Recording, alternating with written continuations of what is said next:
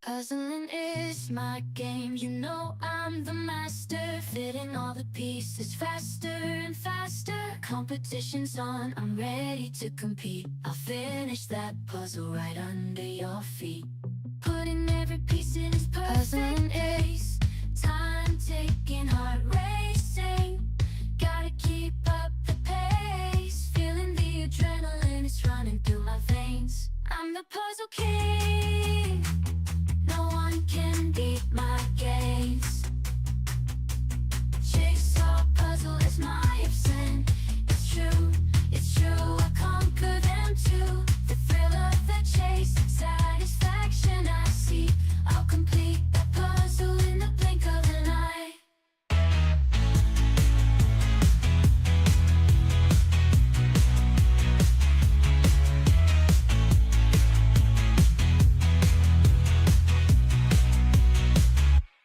Puzzling is my game, you know I'm the master. Fitting all the pieces faster and faster. Competition's on, I'm ready to compete. I'll finish that puzzle right under your feet.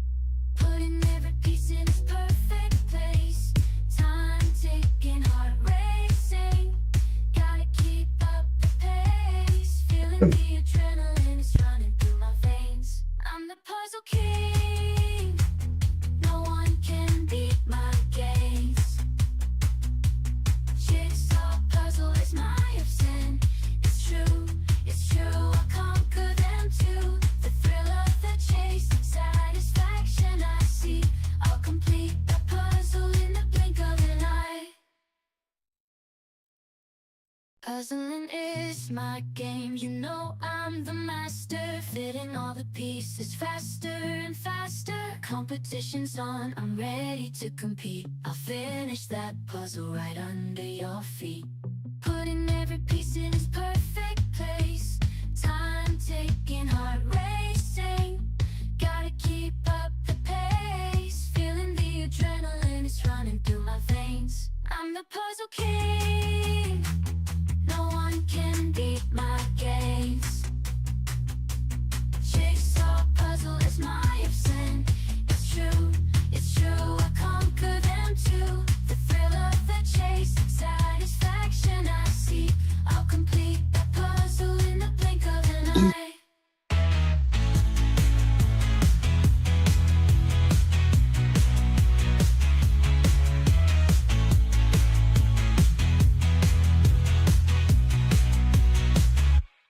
Puzzling is my game, you know I'm the master. Fitting all the pieces faster and faster. Competition's on, I'm ready to compete. I'll finish that puzzle right under your feet. Putting every piece in its perfect place. Time ticking, heart racing. Gotta keep up the pace. Feeling the adrenaline is running through my veins. I'm the puzzle king. No one can beat my gaze. Jigsaw puzzle is my obsession. It's true, I conquer them too. The thrill of the chase, satisfaction I see. I'll complete the puzzle in the blink of an eye. Puzzling is my game, you know I'm the master. Fitting all the pieces faster and faster. Competition's on, I'm ready to compete. I'll finish that puzzle right under your feet. Putting every piece in its perfect place. Time ticking, heart racing. Gotta keep up the pace. Feeling the adrenaline, it's running through my veins. I'm the puzzle king. No one can beat my gaze. Jigsaw puzzle is my obsession. It's true, I conquer them too. The thrill of the chase, satisfaction I see. I'll complete that puzzle in the blink of an eye.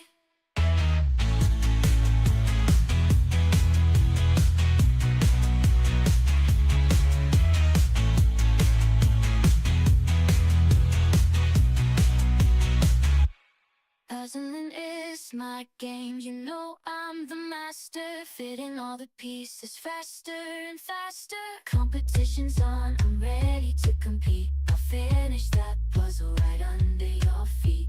Putting every piece in its perfect place. Time ticking, heart racing. Gotta keep up the pace. Feeling the adrenaline is running through my veins. I'm the puzzle king. No one can beat my gaze. Jigsaw puzzle is my obsession. It's true, I'll conquer them too. The thrill of the chase, satisfaction I see. I'll complete the puzzle in the blink of an eye. Puzzling is my game, you know I'm the master. Fitting all the pieces faster and faster. Competition's on, I'm ready to compete. I'll finish that puzzle right under your...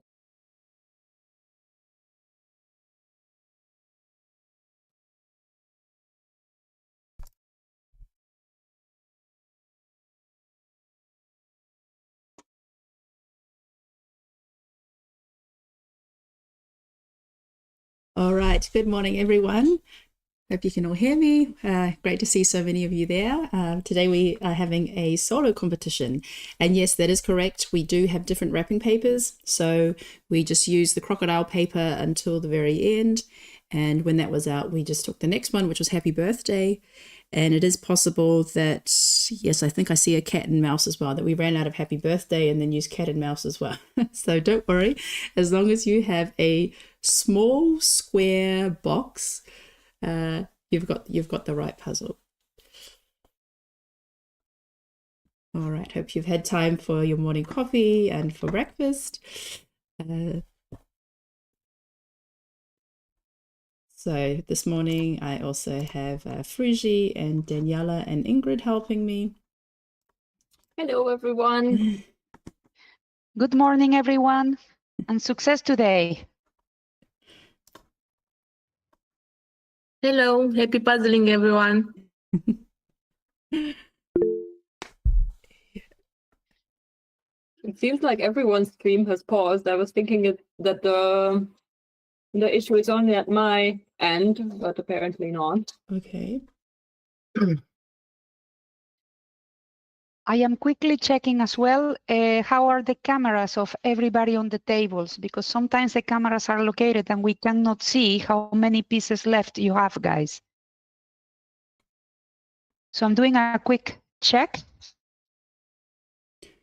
Yeah, so keep in mind you need to have enough space that we can see the completed puzzle. Also, like all the pieces when you tip them out, and your body should not be blocking the pieces because it's really hard to see at the end. Like if your body is blocking the last 20 pieces, we don't know when you're going to finish. We don't know if you've got 100 pieces left or 20, and the camera shouldn't be so close or so close to the table that we only see like a flat puzzle. We have to have a bit of an a higher angle view. Good. So welcome to those who are watching us on YouTube. Could someone on YouTube just confirm that the stream is like running again, or is it still paused? Is it going at your end, Fuji? It seems like it's working now. Yes. Okay.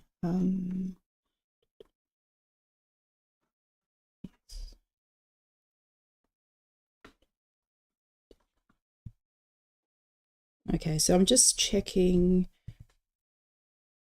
that also that, yeah, so everyone's registered. Today we have 85 participants registered.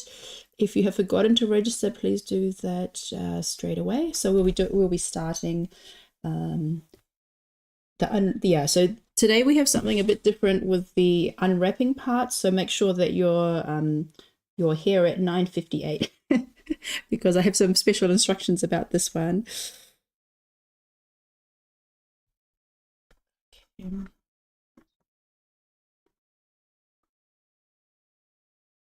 All right. So, Ingrid, anything special happening with you with puzzles these days? Not exactly. I was waiting for the 1st December because I have 2 custom puzzle events that I want to start, and that's my plan for this December. So, What do you mean, a custom puzzle event? Yeah, there are people that make the whole puzzle, 1,000-piece puzzle, and they put them in separate bags, 24 bags, and send them to each other. And I have 2 of them, so I'm really glad to start them because it's 1st December. Yeah, and to see what image will be. Okay, so you don't know the image, but you just have a 1,000-piece puzzle divided into 24 bags, and each day you get to open one bag. Yes. And then in the end, you get to have your complete image. Very nice. So what about you, Daniela? Any special puzzles you're looking forward to this month? Yeah, well, I have a Jan van Gasteren competition next Saturday. And then it's, I registered myself and I forgot completely. That's the Sinterklaas, the day celebration. So to explain a little bit, Sinterklaas is a saint that brings the gifts to the kids here in the Netherlands. And we have family coming. And when I registered Jan van Gasteren, I completely forgot about this. But okay, so I hope that I am on time to combine the 2 activities, because I registered to this Jan van Gasteren in June. Really looking forward to this. I have to say I practice more for Worlds than for Jan van Gasteren. Completely different type of puzzles. But okay, let's go and have fun. And that's for Saturday. So I'm really looking forward to this. And then, yes, I have at home a nice pile of puzzles, wooden puzzles. I am starting collaboration with an artist, Italian artist, who makes images for puzzles. So it's exciting times, busy times, I have to say. Nice. Yeah, no, it's nice to have some kind of, as things kind of, well, I don't think it's slowing down towards the end of the year. I think at the end of the year, there's always so much to do before the holidays.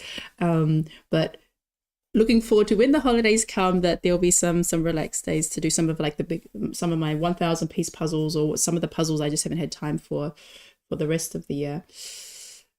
All right, so I think we're ready to go.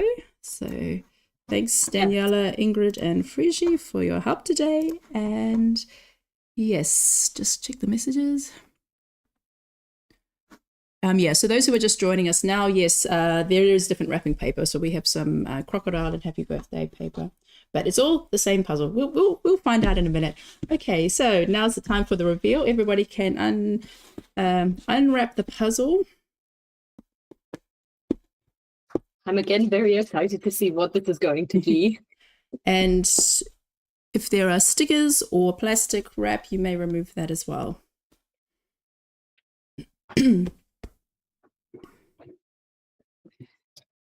For me, it's nice to see Rika competing, because we are always here helping you, Michelle, as a virtual assistant. And then, great. Success, Rika. Yeah, that was also my first reaction. I was like, Rika, this time competing. Yeah, no, she's been, from the beginning, she's been such a great help and had given me so many ideas and feedback, and also kind of like helped me to streamline the process of how we work together between the virtual assistant and what I'm doing on my end. All right, so we have the puzzle. Now, I did this puzzle last night, and when I tipped out the pieces, I noticed that there were some pairs. So I just was doing my normal flip and sorting as normal. But then I kept on pulling out pairs and more pairs and more pairs and more pairs. So as 2 pieces connected together. By the time I'd finished my flip, I paused the button and I counted up how many connected pieces I had. And there were 74 connected pieces, which is just too much. So I would like everybody to open your bag, either pour it onto the table or pour it into your box. Break apart all these pairs that you find. I mean, give yourself a fairest chance of doing this as a normal puzzle. I mean, we did this brand before, and I don't remember that there were so many connected pieces. We had that once before with Clem and Tony, where there was like 30 or 40 pieces connected, and I did ask you to do the same. So tip them out, go through, crumble up all those connected pieces. So yes, I can see lots of pairs being broken. Oh, Inca has like 4 pieces connected.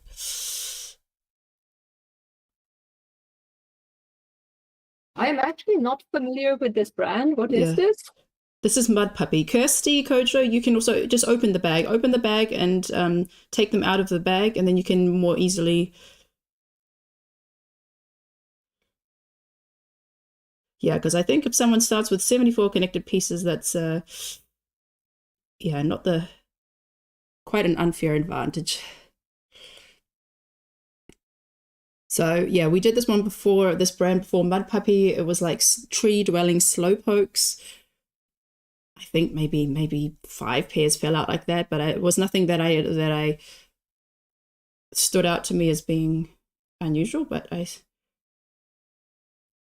Yeah, this time I can see a lot of people are separating pairs at the moment. So it is somehow the production with this one. So when you finish this puzzle, it makes a fantastic pickup puzzle because it's so connected. It stays together so well. But unfortunately for speed puzzling, not the best conditions for starting. All Well, right. the occasional gifts are nice when they are connected. But Yeah, I mean, in a normal always too puzzle, much. if I do a Ravensburger and 4 pairs fall out, like I'm like, yep, those are my freebies, I'm taking it. But just with Clementoni and with this one, I just thought it was a bit too much. All right, so when you've separated the pairs, pop them back. Don't put them in the bag, just put them back loose into the box and then put the lid on. You'll notice there is a poster. If you would like to use the poster, you can just take it now and leave it on the table. Because the box is partially, there's like text on the box which covers some of the image. So yeah, take the poster out and then place all the loose pieces back into the box. Just get rid of the plastic bag. Yeah, so Mudpuppy is an American brand. I think it's owned by Gallison, although it is its own like copyright company, so I couldn't, trademark company, I couldn't, the About Us page is like so vague. It doesn't say when they were started or anything about the people who started the company, but I assume it's Gallison. They have the same box size, similar piece cut. They have a white backing, which is also quite unusual. All right, so when you have done that, place the pieces, and at least you can just take them out of the bag. Just pour them into the box. Take them out of the bag. Pour them into the box, put the lid back on, and then we'll be ready to go.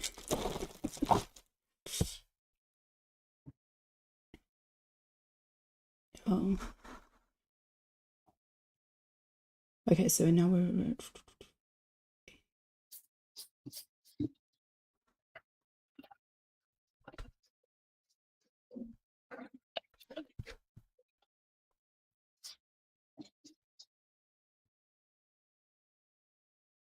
All right, so everyone's got their puzzle back in their box, poster is out. Let's have a countdown in 5, 4, 3, 2, 1, go. Good luck, everyone. Have fun. Good luck. Yes, I researched the puzzle a little bit, so I can also take a closer look at it. Apparently, it's a glow-in-the-dark puzzle, which is pretty cool, if I see it correctly. Yes, so here we go. We have, it's called Glow in the Dark. So that's part of the Glow in the Dark collection. It's called Jungle Illuminated. So more colorful than the tree dwelling slowpokes. We've got lots of cute animals once again. Some, jungle animals and what? This one doesn't have labels of the animals on them, so I might need some help with the names. This one kind of looks like the really tiny one from the Philippines. There's like a primate that can fit the size of your hand, like the smallest primate in the world. I want to say marsupi, but that, I don't know, it doesn't sound right. So there is a darker background. So the pieces are a little bit bigger than normal. I'll hold it up to my top. You can see it better. So yeah, it is a square puzzle.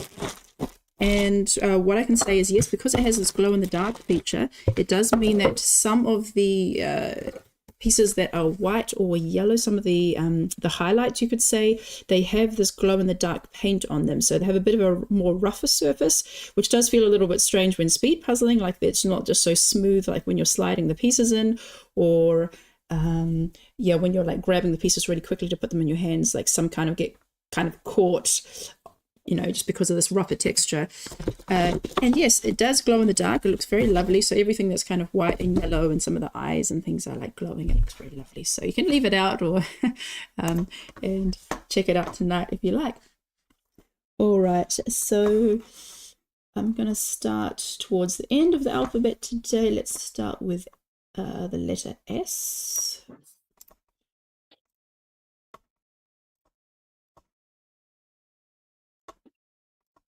It again seems like this is a puzzle that has a little bit of everything for everyone, in that like there are sections that could be sorted very well from what I can see, like the elephant, the little leopard in the back.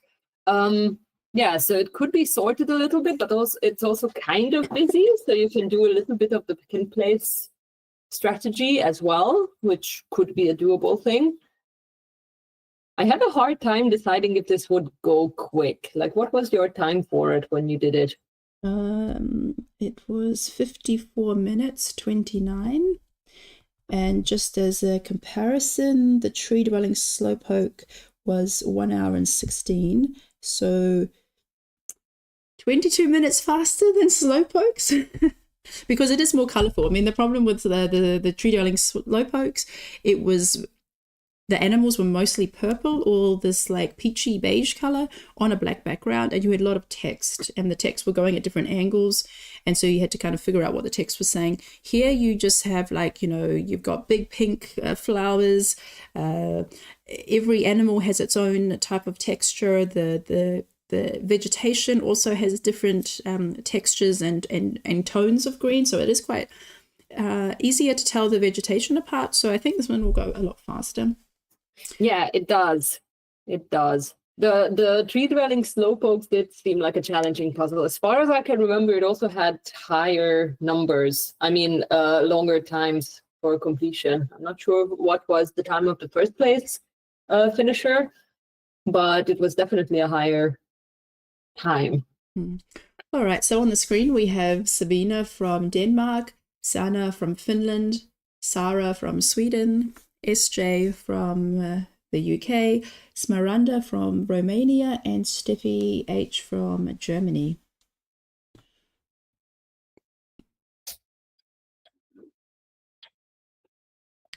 So we can see Sana is getting already the pieces for the cheetah or leopard. It's yellow with patterns on it. Hang on. Big cat. I don't What's think the difference between the big cats? I don't think there's cheetahs in the jungle, so it should be a leopard. A leopard, okay. So the yellow one with brown spots on it. Yeah, so that one definitely does stand out at the beginning. So we can see some people pulling out already the yellow animal, and others are pulling out the borders. Steffi H is doing some sorting of the pink flowers. Yeah, so there's one big pink flower, which was actually, I think that was one of the first things that I put together. It was really, really nice to put that one together. It has very distinct spots on it and a very distinct shape.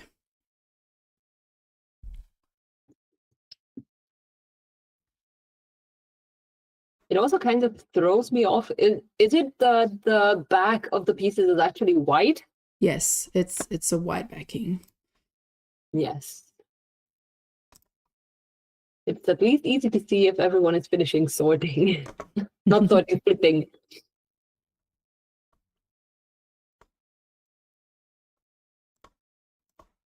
It does seem like everyone is more going for the sorting at first now, at least from the participants that I can see here. So we also have Susanna from Germany, Taya from Finland, Henrietta Szabo, that's the opposite, from Hungary, Teresa from Czech Republic, and Tobias from Sweden. So we can also see a nice structure being formed there from Tobias and working on the border, getting that nice square frame in place. Oh, and Teresa already has the cat. Oh, nice. So it's 6 minutes and the cat is done. That's great, and that Tobias has the border done that, so great progress straight out of the gate. Oh, yes. Yeah, you can see This might be very fast. yeah, we can see Taya's also done the pink flower in the middle. That's really nice, and putting together some of the cheat leopard as well.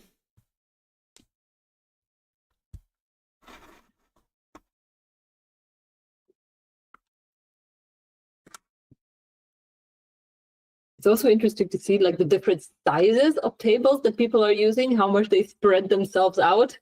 Like it's always fun to see how Tobias uses every square centimeter that he can get on that table. Yeah, and then in comparison, that Teresa seems to be using like a much smaller space. Everything is much closer together. that's true. She's yeah, building out from one corner and working her way into the pieces. Yes, a very different strategy there between Teresa and Tobias.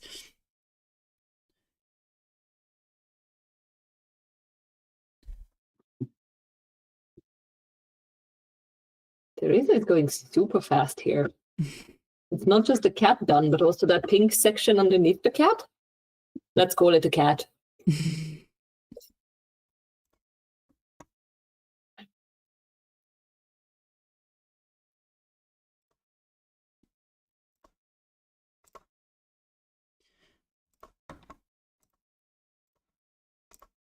There's the big cat. All right, so we also have with us today Verena from Austria, Veronica from Germany, Veronica from Slovakia, and Vicky from Hungary, and Victor, fresh from his wins in Slovenia, three-time winner in Slovenia. Oh, yes. Victor from Poland is back. He really maxed out that Slovenian competition. He took everything he could. Yeah, no, that was fantastic. Oh, I mean, and poor him getting the glacier and the repeat puzzle from the Worlds, the Neuschwanstein Castle. Oh, yes. I wasn't jealous of those puzzles. Like, I usually want to puzzle along with when I see like live streams from competitions, but those puzzles didn't seem like too much of a joy to complete. But I was so impressed with that time. Yeah, and then yesterday he was puzzling with Hannah because Hannah, I mean, she's a mum of dance champions, and they had a dance championship in Poland. So she used the opportunity to meet up with Victor and do some puzzling, and they just did some pretty amazing pairs times, I have to say. So those are really fantastic when two top-notch speed puzzlers can get together. Oh, yes. And it was actually pretty fun to see. I was taking a look at the participants as they were logging in to the competition today. And Victor was actually warming up with one of the mini puzzles. There was one of the 100-piece puzzles with the parrot on it. Oh, yeah, from Ravensburger. Yes. Yeah, so we can see Veronica V has got the cat done and working on the lower border area, also connecting the pink. The pink flower also connects very closely to the cat. We can see it's already done on Teresa's side. And Vicky, yeah, so it looks like that seems to be the part that draws people, mostly these pinks and yellows when it comes like directly out of the flip. But we can see that Vicky has also got the white monkey. So there's two monkeys hanging from some vines. One is like a dark purple color and the other with a white face, and the other one is more like a white creamy beige color. So that one jumped up to Vicky. Very nice.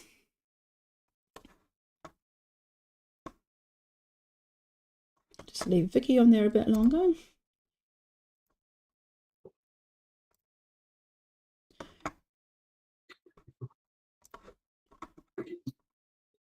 People are being very active in the comments. And one of the things that I can read here is that Victor is being called the Ferrari of speed puzzling by some people. I have someone called AS, and I don't know who that is. Yeah, AS in the red shirt. Agata, okay. Okay. Thank you. So that is so AS in the red shirt is Agata. Okay, so we have Zach from the United Kingdom, Xander. Oh, who's Xander? Xander Rowe. Okay. Can't see a registration, but I know Xander Rowe has participated before. So Xander Rowe, when you're finished, please write your name in the chat. Then we have AS is Agata from Poland, Agnes from France, and Agnesa from Latvia. So I wonder if there's someone who's not starting with the leopard. Or the Well, we pink might flower. still see someone who hasn't started with the leopard. Yeah, maybe there's someone who starts. Well, I also really enjoyed the snake. The snake has a very distinct green scaly texture and has yellowish reddish stripes on it. So that was also quite fun to do. And we also have this little brown cute monkey-like creature. Yeah, this little guy here. He's also The slow loris, isn't it? It could be. Maybe it might be one of the other creatures that was At least on the that's my slip first up. thought. I think that's the slow loris. Mm-hmm. Has kind of like little, not webbed fingers, but like little alien hands. Probably my favorite detail, apart from the two little monkeys so far. In the meantime, in the chat, the time guesses are starting to come in, and the first one is 35 minutes for the first finisher. So if you feel like you can guess the first finisher's time, just go ahead and write that in the chat.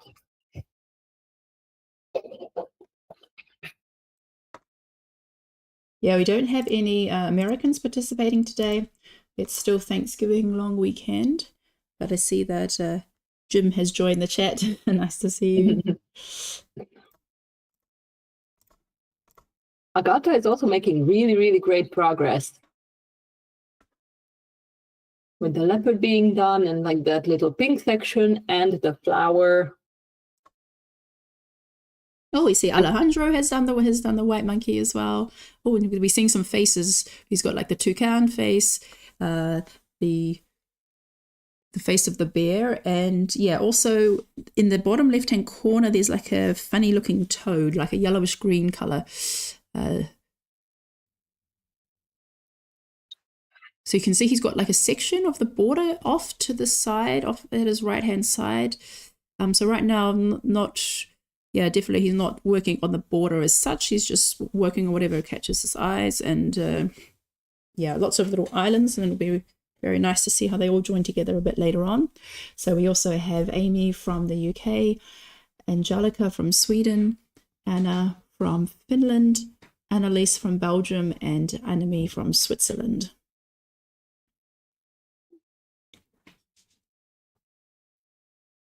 Another guess in the chat for the first finisher is 38 minutes. I myself, I'm also guessing somewhere around 35 for the first one.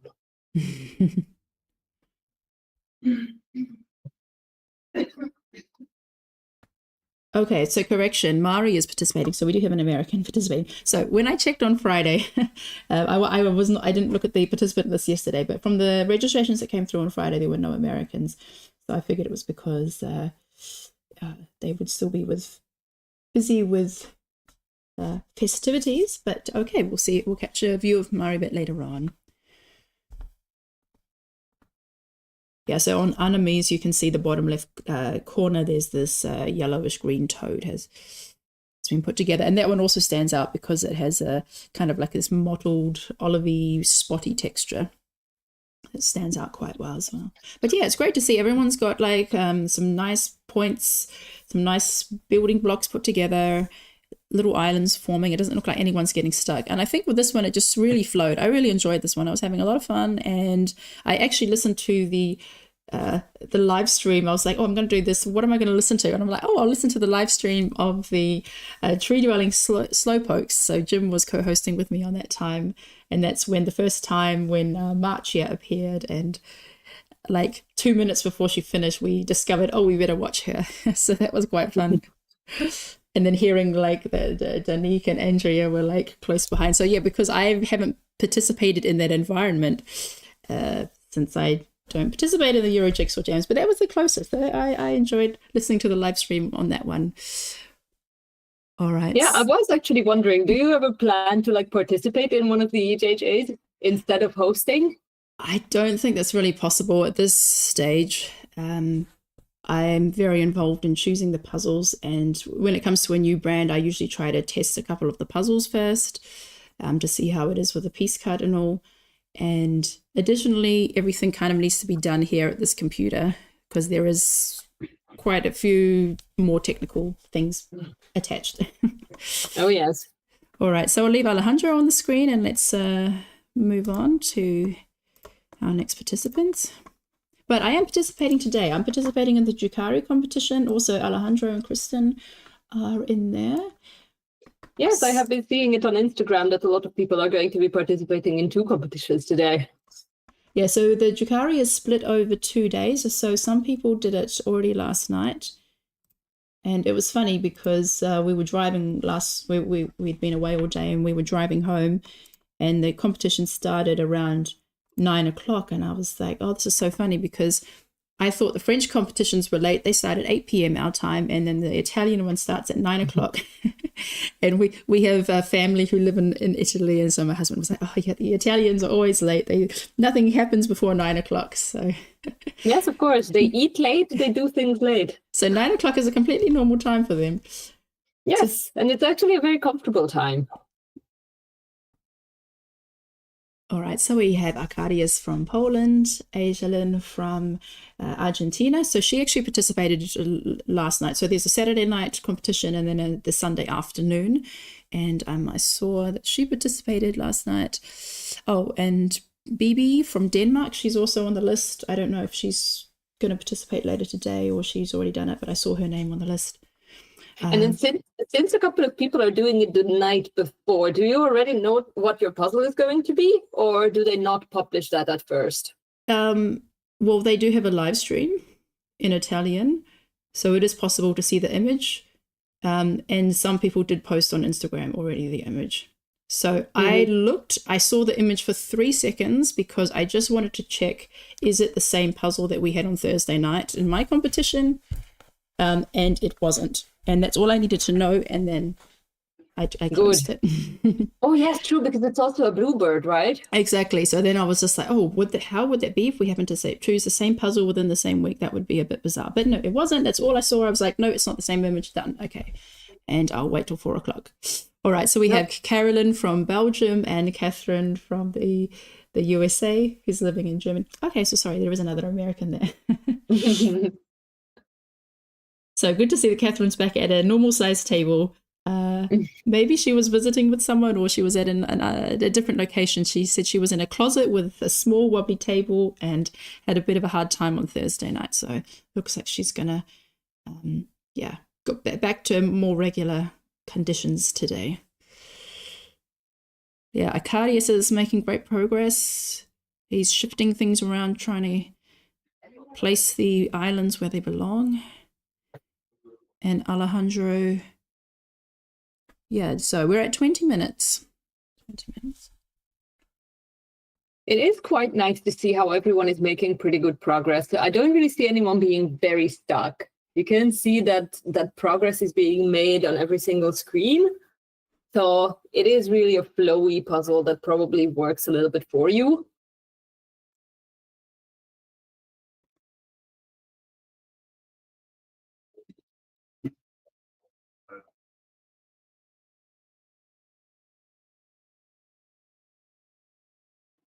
Sorry, I'm going to need to shut the door to my room.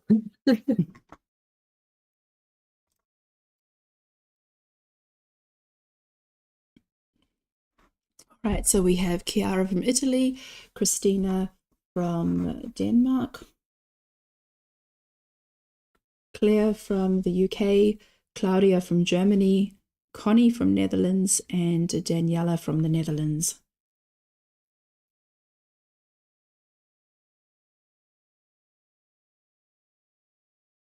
Yeah, so, I mean, Alejandro and Teresa, we saw were quite advanced. Kiara has got several islands connected, nice big blocks. That's, yeah, looking really great. And everybody else is also doing well. Yeah, nice. Lots of cats. Lots of cats down I don't think here. I've seen anyone who hasn't done the cat yet. All right.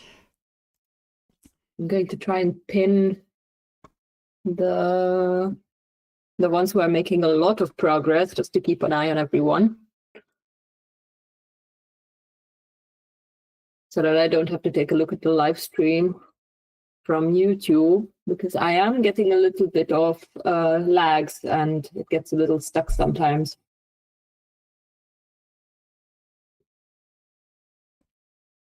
Okay, so we have Dietmar from Germany, Elin from Sweden, Elisa from Denmark, Elisa from Belgium, and Eliska from Czech. Oh, Elisa Franks has done the elephant. So that's the large purple, it's actually the largest section. That's the part I actually left till last. But she's, Nice. yeah, got the nice big purple section in the middle. And I see there are also some connected sections off to the side. Okay, interesting. Maybe she's working with a bigger section, and then it's going to be much easier just to fill in the smaller animals around it and connect it. All right, well done. Nice. It feels like when someone starts with, like, you know, the sky and the landscape image or something like that, that like you just get that big chunk out of the way, and then you can just like focus on everything else that is to be tackled in the image. But then you have at least the big section, the big and challenging section out of the way. Yeah, and Elisa is one of our youngest participants. So when she was in Trier, she participated in the junior category, so for 15 years and under. And she's done several solos now. So yeah, one of our up-and-coming speed puzzlers, and I'm sure, yeah, she and her mum will be ready at the computer to buy the tickets to the Belgium Championship, which is supposed to be released like, what, this weekend possibly, or very, very soon. That's pretty exciting for the folks in Belgium. They're going to have their own nationals in March. I like to comment, Michelle, Yes. is today the release, so the Belgium and the Belgium residents can register from today, but we, the foreigners, I am interested to participate, we need to wait till 1st of January, Oh, okay? Okay, yeah. So let's say, I know because in the Benelux group, some Belgium puzzlers were contacting us to make teams. That is possible, let's say, if there is at least one Belgian or Belgium resident initiating the registration. But for example, I want to compete in solos and pairs with Mia, my Dutch friend. We need to wait till 1st of January. And this is information that I check with Andreas Hayerek, who is the leader of the speed puzzling in Belgium. Huh? So thus everybody is now aware. Okay. As a foreigner, you need to wait till the 1st of January for the registration.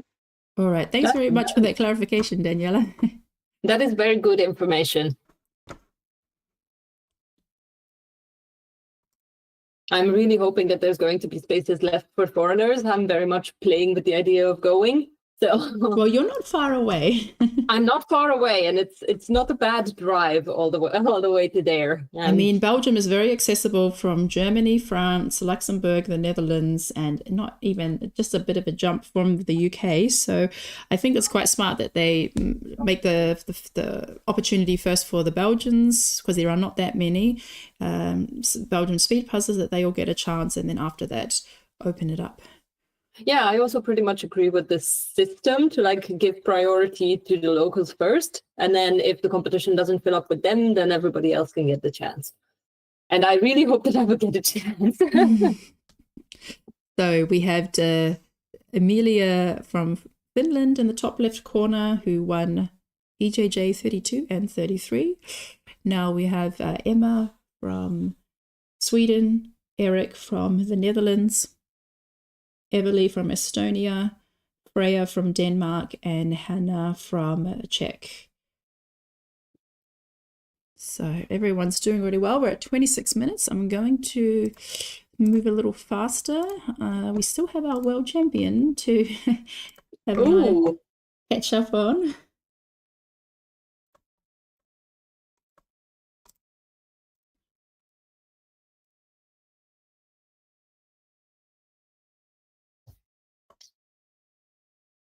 So we have Hannah from the UK, Haibor, that's Heike from Germany, Iris from Finland, Inga from the Netherlands, and Inka from Finland. Oh well, yeah, on Inka's table that stands out very clearly, the white monkey. Yeah, just a small detail on the feet of the white monkey look like little hands. it does. So I had the piece and I was like, oh, here are the hands. Oh no, those are actually the feet. All the better for swinging and catching vines with. Oh, Iris is got lots of sections done. You can see the triangle section is actually the snake, the way it's like wrapped around this blue branch and kind of hanging down a bit. Yeah, that's a really nice one to do, the snake. Inga also has a lot done. I'm not entirely sure how, I can't exactly see because of the background, but it seems like she has most of the surrounding areas and basically only missing the elephant, maybe, and some other little pieces all over. But like the majority of the images seems to be done.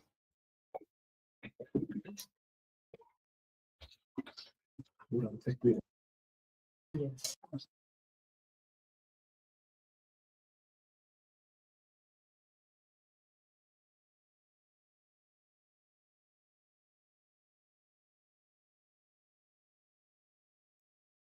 Okay, so we have Isabelle from France, Janie from the UK, Janine from Germany, and Jenny from Finland.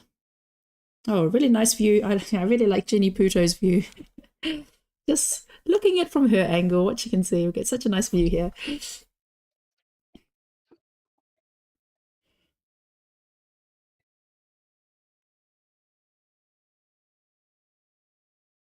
So I have to It is turn a very nice view. Yeah, it looks like, Inga has pretty much, just the elephant left to do and the green trees. Yeah, so the variety of trees and bushes and vines that are left.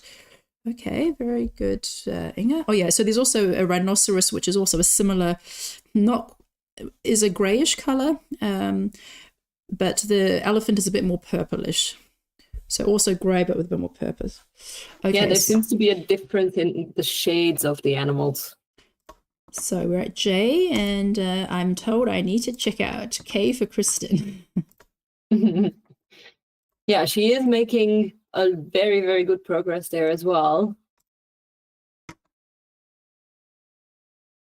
It seems like as people are done with like the cat and the entire little bottom section with the pinks, like basically they are working from outside in, and the middle pieces are the ones that are missing. So here we have Judith from Germany, Julia from Austria, Kath from the UK, Kirsten from Austria, Kersti from Finland, and Kristen from Norway. So yes, Kristen was about 75% done.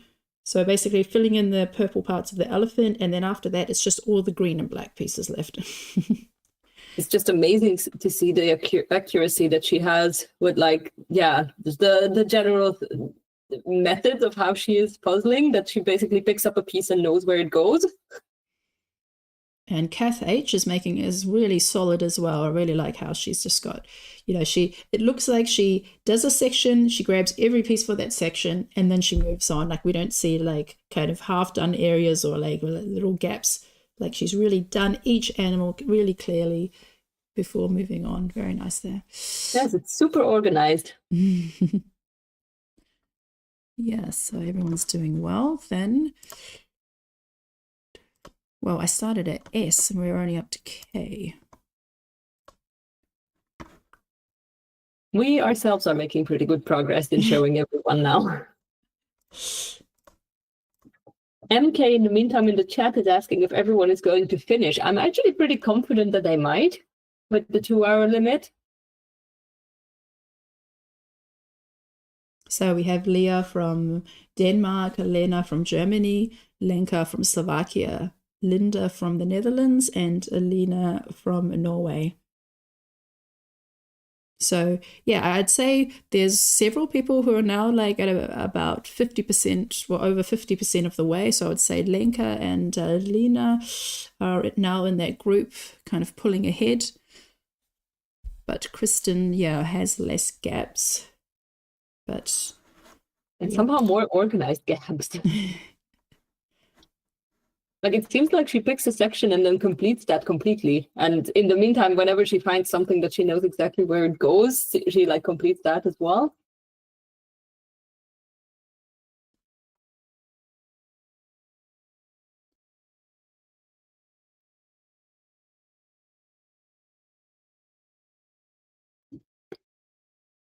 So we're at 32 minutes. At the moment, were there I some would say predictions for 34 minutes? 35 was, I think, Okay. no, there was one for 32. We're past that already. And I would actually say that Inge and Kristin are pretty similar at the moment with their progress. So we also have on screen, so we have Kristen is just on there at the moment, but we also have Lynn from Belgium, Madara from Latvia, Magdalena from Poland, Maya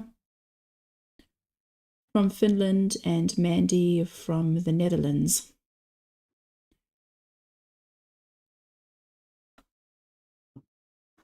So yeah, we have a big chunk of the animals done here as well, from what I can see on each screen. Most of the edge for everyone, at least. And Barbara Eichlerova is asking if we can check on Teresa. Yep. Yeah, so we have Mari also heading off towards the finish. Maria TB from Sweden, Miriam from the Netherlands, Marie from Norway, and Mary from Germany. Okay, I'm just going to jump now. So we were at M. Just going to jump now to the people who have been standing out as being more advanced, that we can compare them side by side. Yeah, I would say Teresa, Chiara, Inge, and Kristin and Victor at the moment, and Alejandro. They're the ones that I noticed most that are standing out.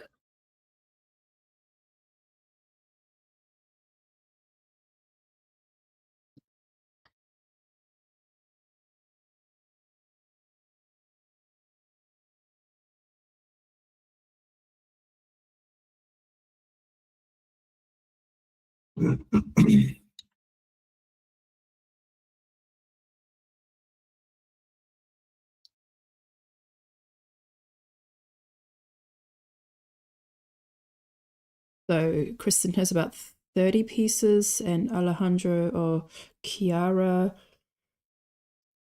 Inga, 30 to 40 pieces. Something like that. Looks very close between Kristen and Teresa. And It Victor does. is also, they're all kind of neck and neck, like they're all roughly about. Everyone is very close. I think the podium is going to be very close to each other. But Alejandro still has to do the elephant. Yes. The others have done the elephant and have very similar gaps. These black and green gaps to fill. Kristen has maybe about 15 left at the moment. And then Inge maybe about 20, 25. It's really hard to see.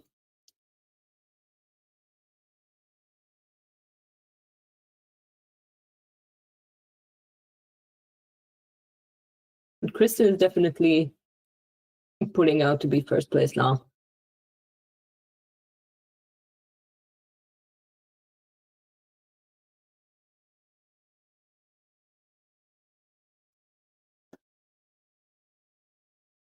About Yeah, 10 but pieces left. yeah, Catherine points out that he's, I mean, like in the top left, he doesn't have that gap. So the others Yeah. had that gap of the darker green next to it. So there's 3 bats hanging upside down in the top left corner. In Victor's, you can see it a bit more clearer. There's like 3 brown heads. And Kristen is done. Congrats. So 30, 36, possibly 37 minutes. I didn't see the exact moment. Well done, Kristen. Congratulations. And Lenka is joining. Okay.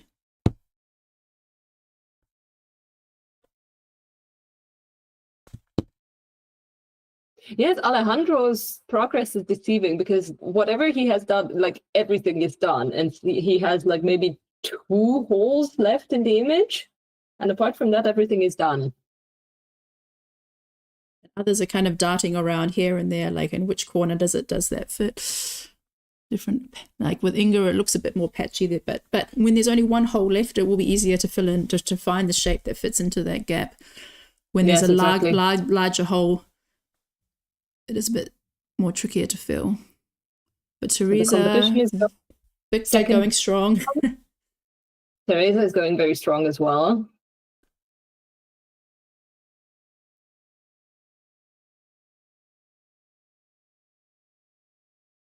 They So- both maybe have about 20 pieces left. Yes, Alejandro has about 25 pieces. I think 2nd, 3rd, 4th, 5th, 6th, and 7th are going to be really close. Yeah, probably the entire top 10 is going to be very, very close. Okay, I need to jump. I'm just got to check Mari.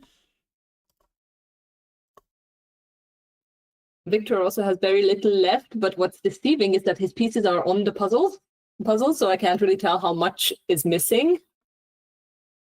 But maybe they're also at about 15. Alejandro is pulling in very close. And Inge. Alejandro has like 4 or 5 left.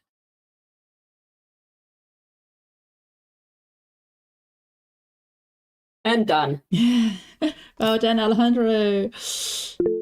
Congratulations. 2nd place. 3rd, Inga. 3rd is Inge. Inge is doing these very, very close calls now with like seconds apart from whoever she's next to. Like at the previous competition as well, they had 1 second between each other. Inge and I can't remember who was on 4th place. 4th, Lenka. Well done. So there was a 3-minute gap between Kristen and Alejandro. Then in the same minute, Alejandro, Inga, Lenka, and Victor.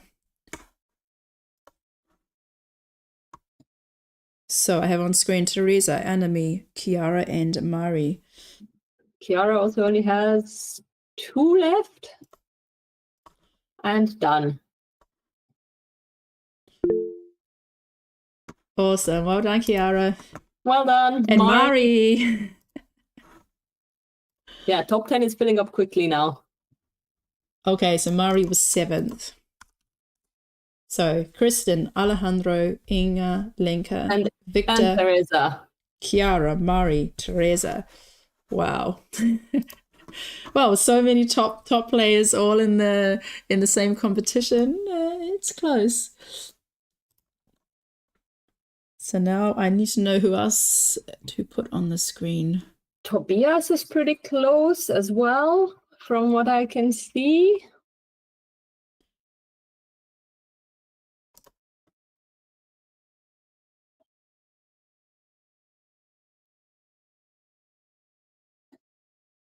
Okay, Mona is not far away, maybe about 5 minutes.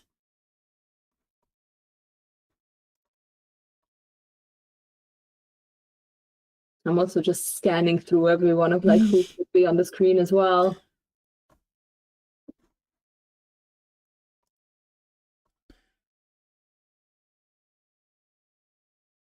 Okay, so it looks like that was like the first wave of like the top players. There's going to be enemy is done, and then there's going to be a few minutes before the next wave of finishes. Yes. I am pretty confident that people can finish this in 2 hours. Like, I can't really see anyone standing out. Okay, Inge has to leave around 11:30. Mm-hmm.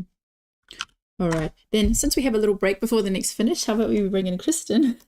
So her time was 10:40. I think we started at, 3 minutes late because of all the crumbling of the pieces.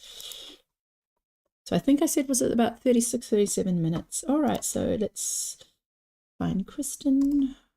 Put her on. Kristen, are you there?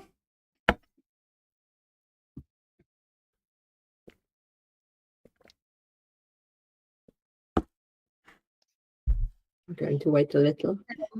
Hi, Kristen. Good morning. Good morning. Hello. Yeah, congratulations. How did you like this puzzle today? I enjoyed it a lot. It was really fun to build. There were so many like animals and areas you could easily sort. So I really liked it. It was an unusual like pieces. They have like texture on them because it's like a glow in the dark puzzle, I guess. Mm-hmm. Yes. And they were a bit like tricky to like fit them down.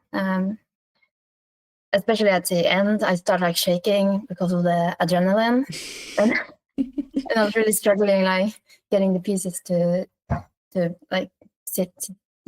Yeah, because they do have this like a bit sticky, rougher texture.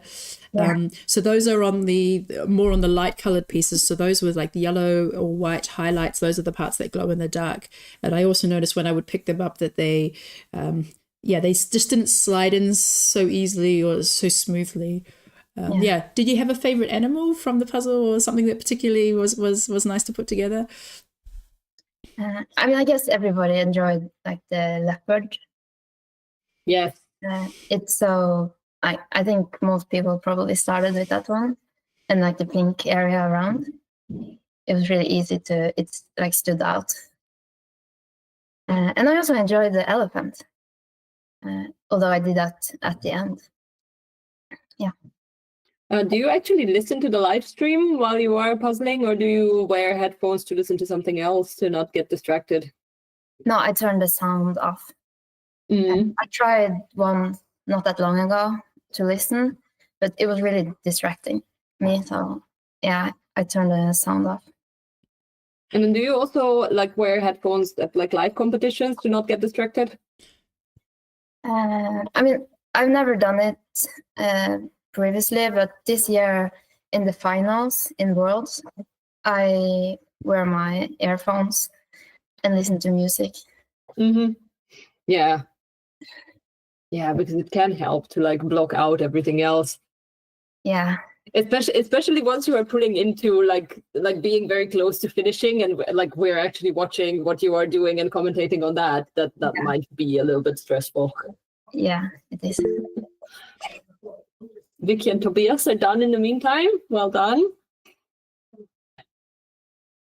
Yeah, do you have any so you're also participating in the Jukari competition. Have you done that one before? No, I haven't. So that will be a new experience. Yeah, so this one is a bit different with the way we finish, because I've done it once before, and I finished my puzzle, and then I went to the chat and I wrote done, and I saw nobody else had written done, and I was like, that can't be right. I can't be first. And then I'm like, something's not right, and I saw finished puzzles like on the screen. So for anybody else who's doing the Jukari, it's different than the Euro Jigsaw Jam. When you're finished, you need to take a picture of your finished puzzle and post it in the Telegram group, and that's basically your done message. That really threw me off, because then I was like, "What? I can't be first." Alejandro was here. He surely he's finished. He finished 23 minutes before me, but I was just like, "What am I doing?" And then I was like looking at my phone and lock screen, and then taking a picture. So there, you do have to allow between finishing your puzzle and like your actual time, some seconds for fumbling around on your phone. So do you have any, so apart from the Euro Jigsaw Jam and the Jukari, do you have any other competitions that you'll be doing? And no, I think the Norwegian nationals are in March next year, and that's the first like live competition. Yeah, Yeah, so have they already announced the dates for that one? yeah, they have. I don't remember when, but it's around the 20th of March. Yeah. Mm-hmm. Yeah, so it looks like in March, April, and May, that's when most of the nationals are planned for in Europe. Yeah. Do you plan to travel to some of the others? I'm not sure. I'll have to see if they like fit in my schedule. Mm-hmm. I was wondering, do you, apart from puzzles, do you have any other hobbies or passions? I mean, I enjoy like drawing and painting. Yeah, and then I love spending time like outside in nature. Oh, nice. What's the nature like where you live? It's really beautiful. I mean, it's northern Norway, so maybe some have heard of like the Lofoten Islands. It's not that far from here, but yeah, it's really beautiful nature. It's mountains and yeah. Oh, that sounds wonderful. And you said drawing and painting as well. And what kind of images do you like to paint and draw? I mean, it changes a lot what I enjoy doing. I've done a lot of like botanical drawings. I like that. So of flowers and Yeah, plants. yeah. Like these studies that used to be drawn of like plants and all kinds of other like animals, things like that. Sort of, yeah. Yeah. Have you thought about making a puzzle from one of your paintings? I've considered it, but I'm not sure. That would actually be a pretty good idea. Yeah, we'll see. Like we have seen Tobias do that already once Yeah. with the custom puzzle. Yeah, It so was his was a collage, so maybe you could get like your favorite pictures and Yeah. like if one image is not specifically ideal for puzzling, if you get like more of them together, then it can be quite fun to have like mini puzzles within that. Yeah. Have you done Alejandro's puzzle? No, I haven't. Sadly, yeah, I wanted to buy it when I was in Spain, but I didn't find the time. Yeah. So maybe to order it or something. Yeah, because so there was sometimes he was like selling it at the cafe across the street, or I did a pre-order because I ordered mine online, and then the guy from Puzzles Andrometer dropped it off to me, so I was very happy about that. It looks really fun. Yeah. Have you ever thought about having like doing like if you could produce your own line of puzzles? Have you ever thought about like what would be your like dream puzzles to make? No, not really. I haven't given that much thought. Yeah. Yeah, Fuji, did you have any comments for Kristen? I was thinking about it, but basically I'm more interested in like the strategy of how you were completing the puzzle, but basically that was already touched on of like how you usually do puzzles. Yeah. You don't pull the edge out first, right? So like you start with whatever section you kind of find. Yeah, I do like sort the edge out to like remove it from all the pieces. But then, I mean, on this one, the leopard and the pink areas really stood out. And then I also sorted the elephant just to remove more pieces. And you can also see like around the monkeys, this is red tree. And that was also quite easy to like sort out and build. And then, I mean, I found it like a good idea to like switch between doing the animals and the areas around the animals, like the plants and the darker areas. And then from then on, it was basically just filling out the gaps, right? Yeah, And then after a while, you start like noticing that the plants are all different around the different animals. So the plants doesn't like repeat. Mm-hmm. Yeah, I thought that was quite nice about the plants, because in many puzzles, like when you're left with just like the you know, because there's several kind of, you know, jungle style images, and then when you're left with like the trees and the bushes at the end, and then it could be here, it could be there, but here it was like, no, this one's got like a yellowish green, this one has broad leaves, this one has kind of like as in more like a star formation. So I actually found the plants quite fun. Normally it's always like a bother at the end, but I thought it was quite fun just because they're quite uniquely shaped. That was nice. I thought it was interesting that you said that you sorted out the elephant just to clear some space, because yeah, that's actually quite a good point. I mean, if you know that probably the elephant is going to be the part that you do towards the end, or it's the biggest section, just clearing it out and pushing it off to the side. Is that what you mean? Yeah, exactly. So that you're not constantly the chaos, right? So you don't have to look at those pieces anymore, or like kind of look around them to see everything else. Yeah. Yeah, that's a really good point. Help a lot. All right. Well, thank you so much, Kristen. I'm really glad you enjoyed the puzzle today, and yeah, another great win for you. So wish you a good Sunday. And yeah, I'll be seeing you in the competition. Well, I won't be. I'll be focusing on my puzzle. Maybe I'll hear that Kristen has finished. I don't know if he speaks in Italian, but maybe I'll hear the word Kristen, and then I'll know you'll be done.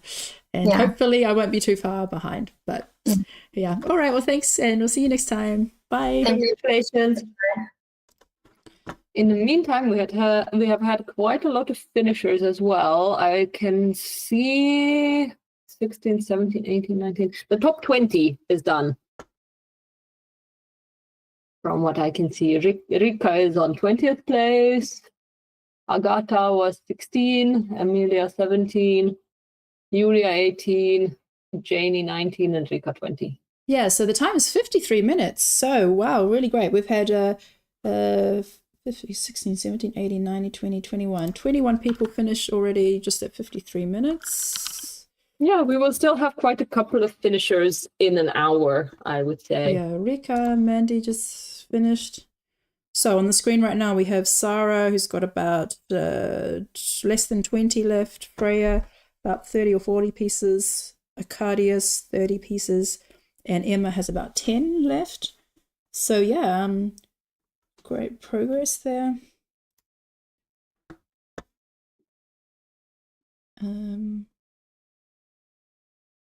Yeah, then let's have a chat with Alejandro. Yes, let's put Alejandro on the screen.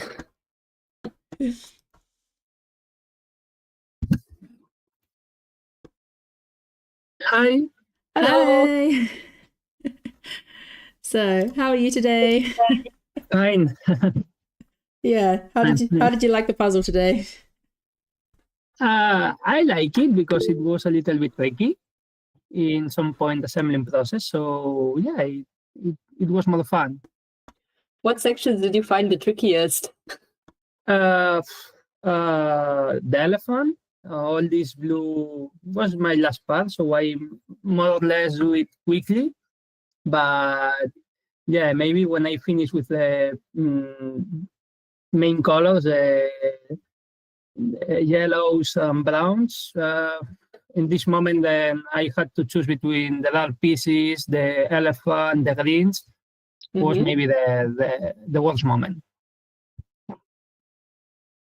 Yes, that was actually one very tricky thing to see as we were watching you finish, because like you had the one big gap left and it looked like it's a lot of pieces that is remaining, and then all of a sudden it was done regardless. So like it looked way bigger of a hole in the puzzle than it for everybody else who had like, you know, pieces like scattered all around the puzzle that were not there yet.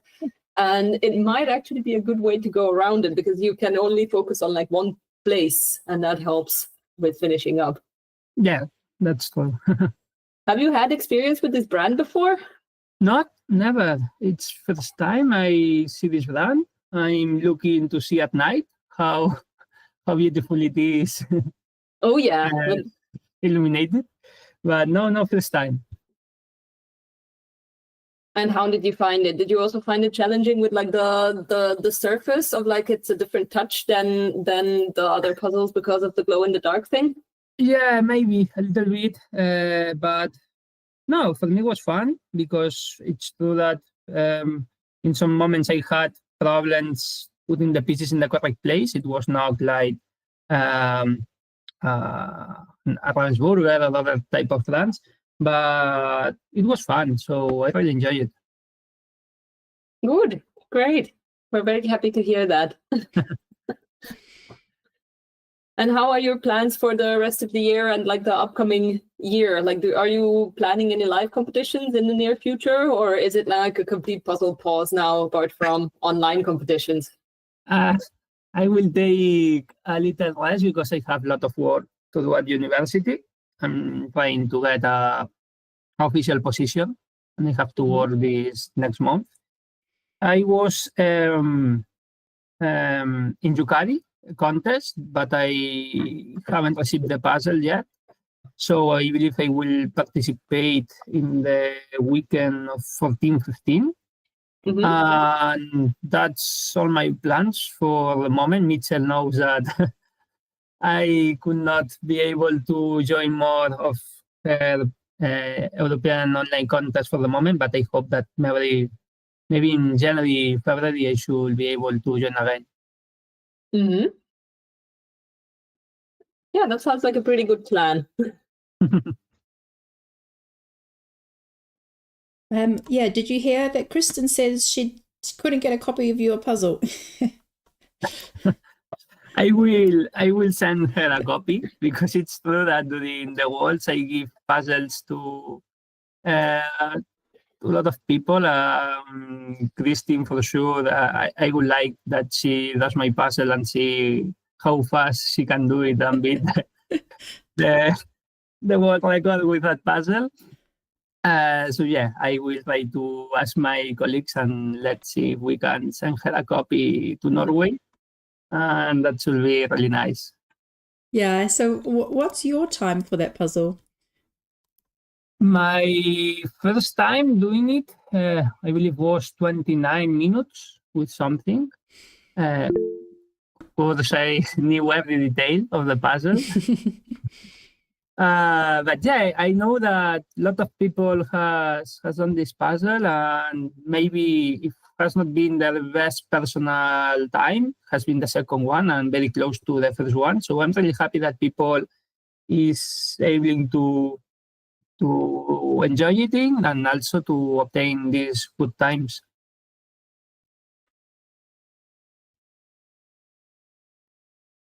Yeah, no, that'd be really great. Yeah, would be really keen to see how Kristen does that.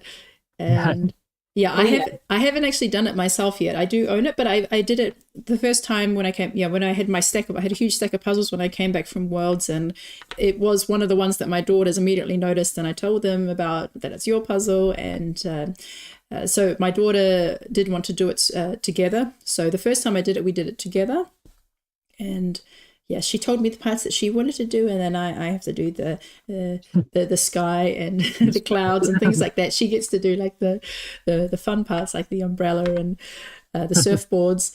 Yeah, and then the second time, I don't even know if I've done this as a speed run where I've actually timed myself.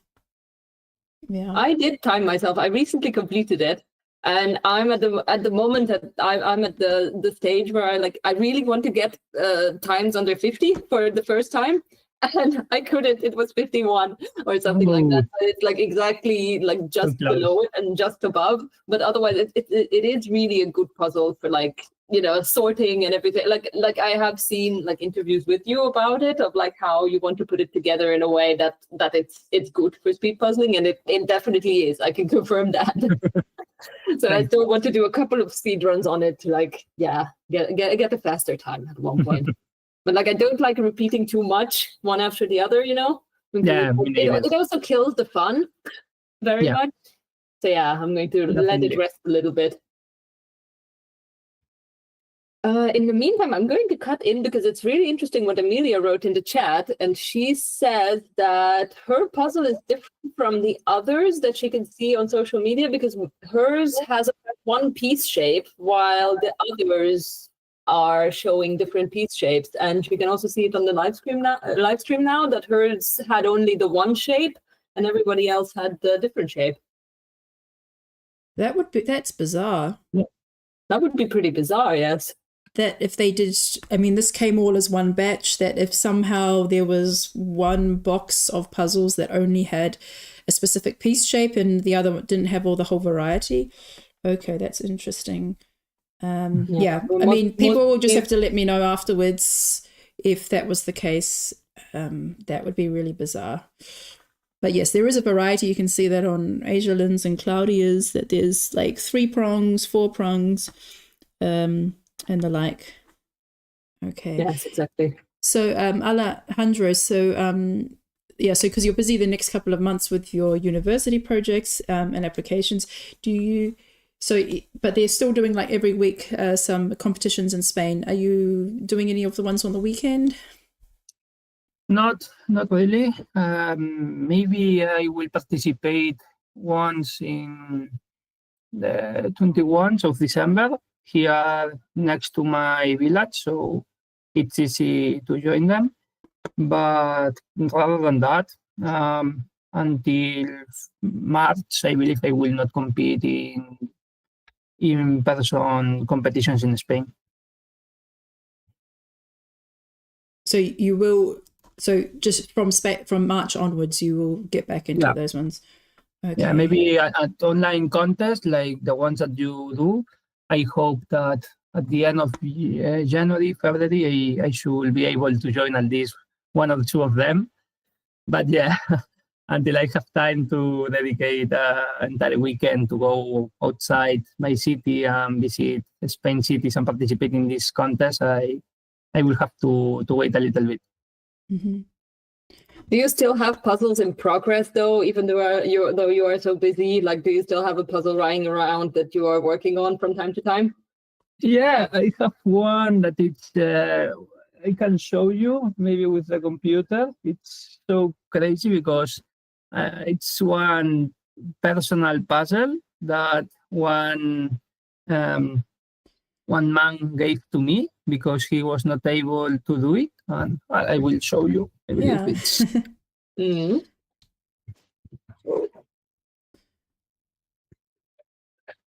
Oh wow! Oh wow! So I'm only with white pieces in the box. Oh wow! Okay, that's really hard. Is that like mind-boggling? That's my ongoing project.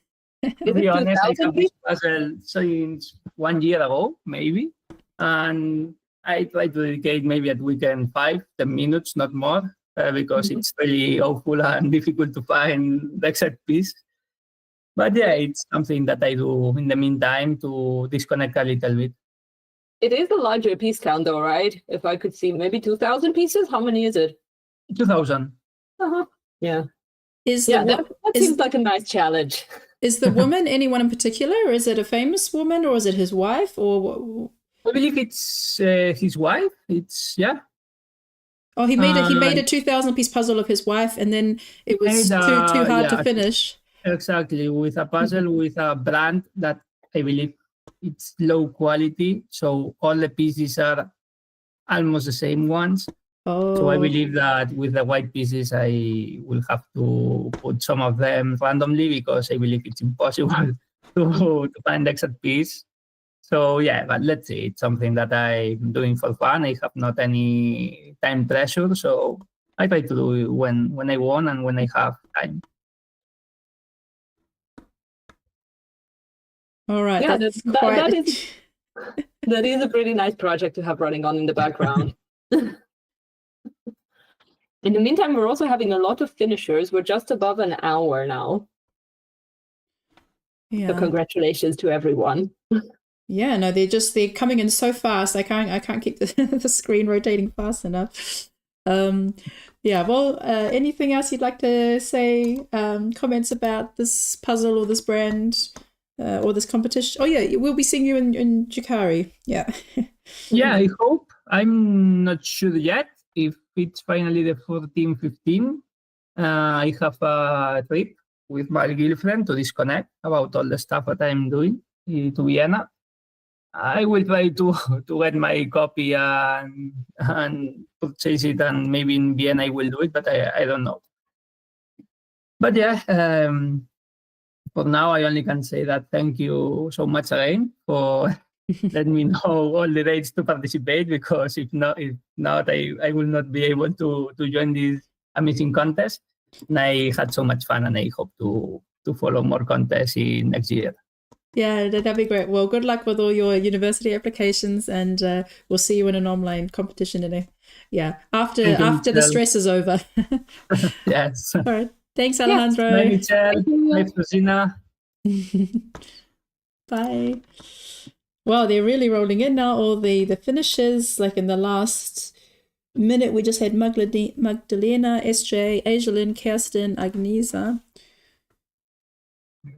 So on screen right now we have Taya, Rika, Mariam, and Linda. Yes, and there's still about an hour to go, so everyone still has a bit of time. And then Victor also says that for him, more than 15 pieces were damaged. For the most part, I couldn't put them in fast enough. It is a really interesting thing about the piece cut with Amelia. I'm not sure if there was anybody else who only had the one shape with the two prongs. We're going to have to look into that a little bit. Yeah, just a reminder, so congratulations to everyone who has finished so far. We're at 1 hour and 8 minutes. If you have finished and would like to continue to listen to the live stream, please just log out and hop over to YouTube, write a comment, let us know what you thought of the puzzle, and that will just make it a bit easier for the assistants to follow who is actually still puzzling and to keep the meeting a bit cleaner. Thank you very much.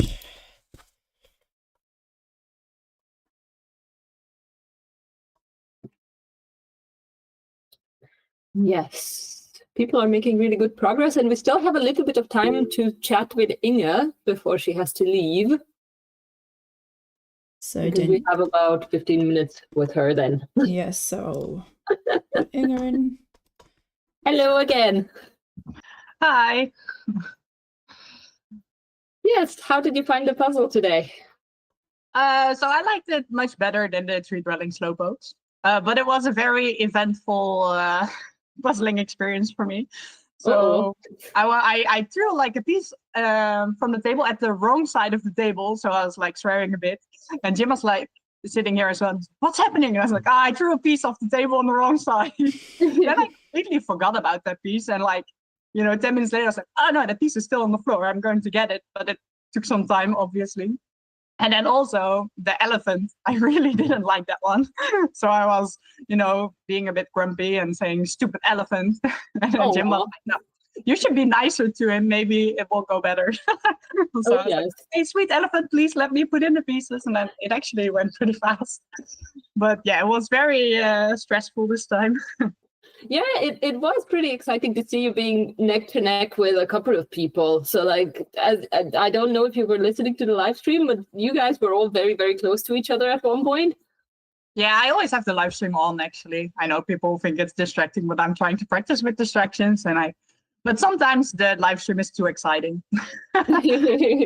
But it for me, it also helps a bit to keep my focus, when I hear that people are doing well, or, it's like, oh, I have to keep pushing to finish fast enough. So, yeah. Yeah, it could give you an extra adrenaline boost. Yeah, but also some shaking sometimes. Yeah, I can get that. Are you also participating in the Jukari competition later on today? No, so we are celebrating Sinterklaas. So I have to go to my family in a bit, and then we'll be unwrapping gifts the whole day. Ooh, is it like a holiday in the Netherlands for the 1st of December? So it's 5th of December officially, but because we have to get the whole family together, we usually celebrate it the weekend before. Okay, that makes So sense. in theory, it's like an old guy living in Spain who takes a boat full of gifts to the Netherlands and gives them to all the children because it's his birthday, so he gives gifts to everyone else. And then yeah, we celebrated quite extensively with my family. So we already celebrated it yesterday as well and celebrated it again today. And basically, so in my family, you all know it's quite of a puzzling family. So like half of the gifts are puzzle shaped. And then you have some gifts that are not puzzle shaped, but they're like an envelope. And then it's actually a voucher for a puzzle. And it's just mostly puzzles the whole day, but that's pretty cool. That would have actually been my next question, knowing that you have like a very puzzling family, if it's actual puzzles that are being handed around and if you do a puzzle during the celebration. No, so yeah, it's a lot of gifts, so it takes quite some hours to unwrap all the gifts because we unwrap them one at a time so everyone can see what the gifts are. So then it takes a lot of time. So we did some games afterwards, but we could have done a puzzle as well. Wouldn't really have mattered. But yeah. So I was actually wondering for this All puzzle. getting chocolate letters, right? Sorry? Yes, you are all getting chocolate letters. So no, actually, I mean, I haven't seen any chocolate letters yet yesterday, but I think there will be some today. And I also always get a chocolate letter from my work. They always give everyone a chocolate letter. And maybe to explain What to is them, the chocolate letter? So Yeah, it's you get the first letter of your name made from chocolate. So it's yeah, often it's an S for something. Oh yeah, Danielle has one. So you have a D made of Yes. chocolate. And you have different flavors. So you have like the regular white milk and dark chocolate, but you can also have with hazelnuts or I don't know, anything. this is amazing. It's a massive chocolate letter that you get. It's awesome. The best tradition ever. Yeah, It and then is there's a always very like fun tradition. yeah, and then there's like people who always wanted to have like the M because it's a very large letter, you know, because it's much larger than the I, for example. But Yes, I was thinking it's not really fair to have I as the first letter of your name. That's not Yeah, a very so big sometimes chocolate. it's like a really massive, solid block of chocolate, so it's really hard to eat. But sometimes they put two I's in one box instead of one M. So, Oh, that is actually really fun. I have never heard of this tradition before. it's my favorite holiday. I think it's a bit like what some other countries how they celebrate Christmas. So usually we you pick a name from someone in your family and you have to create something for them. And then there's not a poem, but like note attached to it, which has the rhyme. And then there's a lot of gifts inside and then also separate gifts. And I think some people do that for Christmas, but in the Netherlands, it's Sinterklaas. It is a very nice tradition. It is. And like, so like when you're an adult, you know that Sinterklaas is, you know, not actually. I don't know what you're talking about. That is not true. I remember, I was thinking there's no other children listening, Dutch children listening to an English live stream about speed puzzling. I don't want to say anything that's, but it's really nice because all the children believe in this guy who's bringing gifts for no apparent reason, and it's. I love it to see all the happiness for the kids, and I know some families stop celebrating when the kids are getting older. But we've actually always kept celebrating even when there were no kids anymore. No, that is a very good way to go around it. It's like a magical time. Yeah, definitely. Yeah. Like I said, it's my favorite holiday. Oh yes. There was one thing that you wanted to ask in relation to the puzzle? So I've been seeing Mari doing all these. Is a puzzle a pizza? And I was thinking maybe the Mudpuppy puzzle is a very good pizza. So I was thinking maybe Mari should do this one as a As a pizza. yeah. Sorry, I don't understand. To do a puzzle as a pizza? Yeah, I've been watching her on Instagram. She throws up a puzzle and flips it around in the sky and then tries to catch it, but the puzzle pieces fly everywhere because puzzles are not pizza usually. But I was thinking the Mudpuppy, you can do like a pickup challenge, then just get one corner piece and you can move it around. So I was thinking maybe I think it would work with this one. This one is really interconnected. Yeah, definitely. Like it's very hard to take it apart. But I was going to leave it on the table this time because I've actually done multiple glow-in-the-dark puzzles, but I've never actually seen them glow in the dark. So I was going to leave this one so that I could look at it again tonight. Yeah. So I also thought sorry, go ahead. that the poster actually had the names of the animals on the back. Oh, really? I didn't even get that far.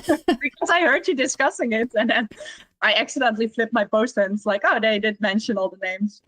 Okay, so the names are sun bear, gibbons, wrinkled hornbill, Sumatran rhinoceros, Borneo elephant, flying foxes, flying lemur, pit viper, tarsier. Tarsier, that's the name of that little brown monkey animal with pink hands. Tarsier. Mouse deer, long-nosed horn frog, and the clouded leopard. Okay. Now, to me, that's a small animal that's going to be the slow loris anyway. Yeah. Great. Well, thanks for your time today, Inga. Have lots of fun eating and doing puzzles and time with your family. And yeah, congrats on third place. Nice. Yes, thank you. Yeah, congrats. Bye. Yes, we are actually having so many finishers. We only have like maybe 20 people left, maybe a little bit less. Like I'm looking at the overview at the moment of like how many people we have that are still puzzling. I'm pretty confident that we're going to have everyone done by the end of the 2 hours.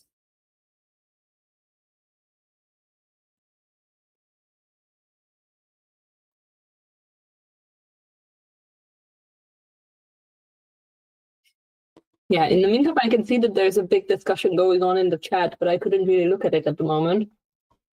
I'm going to try and catch up.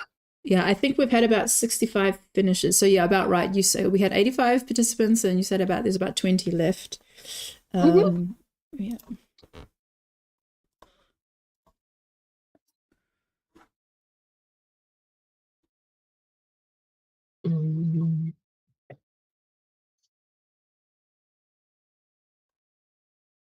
Yes, I'm trying to see who is closest to finishing in the moment, and I think Maureen Nilsson is pretty close. Ellen is about to finish.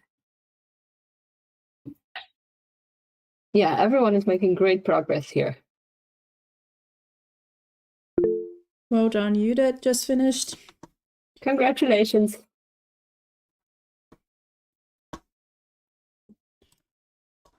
Maybe to comment a little bit about the Sinterklaas tradition here in the Netherlands.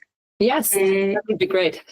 It is such an important tradition here that even Sinterklaas gets like the news. You see every day for children on TV, the news about Sinterklaas. So they pull on TV where the boat is coming, how they are heading to the Netherlands from Spain. And then you see when Sinterklaas arrives to the Netherlands, it's a huge party and everybody is celebrating. It's such a good mood, you know, and so great to see all the kids and they get candies and cookies. And it's a very, very rich tradition, I would say. Super happy tradition. It sounds like it is another reason to be like a child in the Netherlands, because it sounds like it's a really, really fun country to have Christmas in. Indeed. How long have you been in the Netherlands? Almost 13 years. Wow. Yeah. All right. Yeah, so just getting back to the comments about the brand. So some had like a bit of issue with the quality of the pieces. So when I did my pickup of the puzzle, last night when I had finished. I held the backside up to myself, and I could see that there were just a couple of like the knobs had like the backing of the knobs had flipped over. So instead of having a complete white background, I had like there was like some little brown corners sticking off, but it was only like 3 little knobs or something. So I noticed it because it stood out, but it didn't bother me at all. But it sounds like some people have had more quality issues. I know that once in one of the American online speed challenge competitions that they had the same puzzle that had 2 different piece cuts, and that was quite confusing. I know that I think it was one with like a house or a post office or something, and there was like the regular cut with more variety of piece shapes, and then there was one that just had a very basic like 2 ins, 2 outs or something. And so in the end, but I think it wasn't just one person. I think it was like several people, and they ended up, I don't know, doing two categories, or they got a different puzzle or something like that. But yeah, if somebody else has the same issue as Amelia, could you please let me know? And Amelia, can you send me a photo of your pieces or your completed puzzle?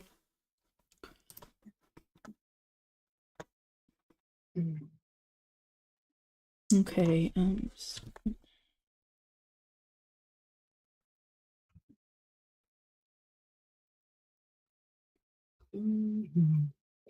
I'm trying to catch up on the comments in the meantime.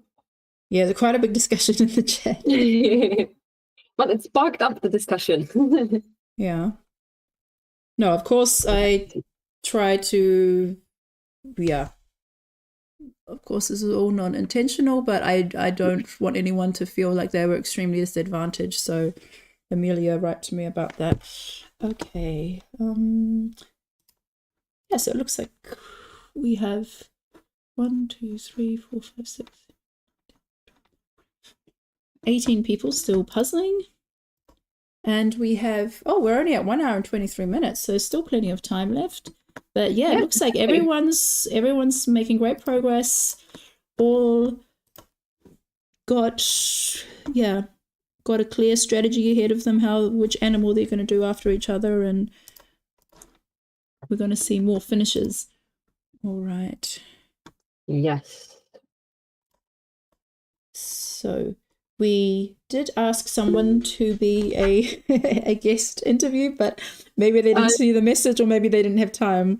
She actually wrote me, and she was saying that she wasn't looking at her phone before the competition anymore, and she unfortunately can't make it. So I was trying to make a couple of messages to people if someone can jump in last minute. So if anyone... if someone in the YouTube comments feels like they want to speak with us on the live stream now, just send me a message on Instagram. Or just hop back into the meeting if you want to, if there's something you want to chat about. Yes. So the fourth interview is usually, so it's not usually one of the top puzzlers. It's usually someone who's, doing some interesting projects, events, or just wants to share their experiences. Can be someone who's a bit newer, or someone who's happy to chat with us for a bit. So if you're interested, hop back into the meeting and write us a message, and then we'll have a look. So we just had another few finishes. Congratulations to everyone who are done.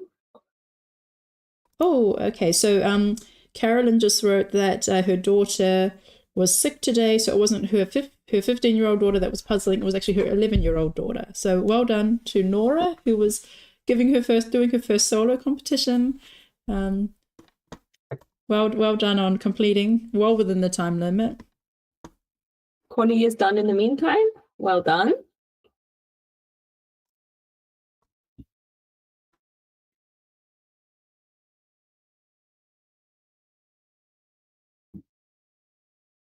Yes.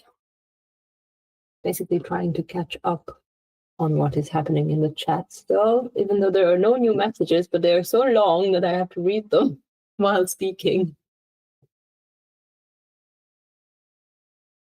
Oh yeah, so some comment is that all the day animals are awake now and the night animals are sleeping. Oh, that's true. So yeah, on the back it does mention the awake animals and the nocturnal animals. And so that's true. This is all the day animals are awake, their eyes are open, and all the other animals are sleeping. That's quite a cute detail. That is a very nice little detail.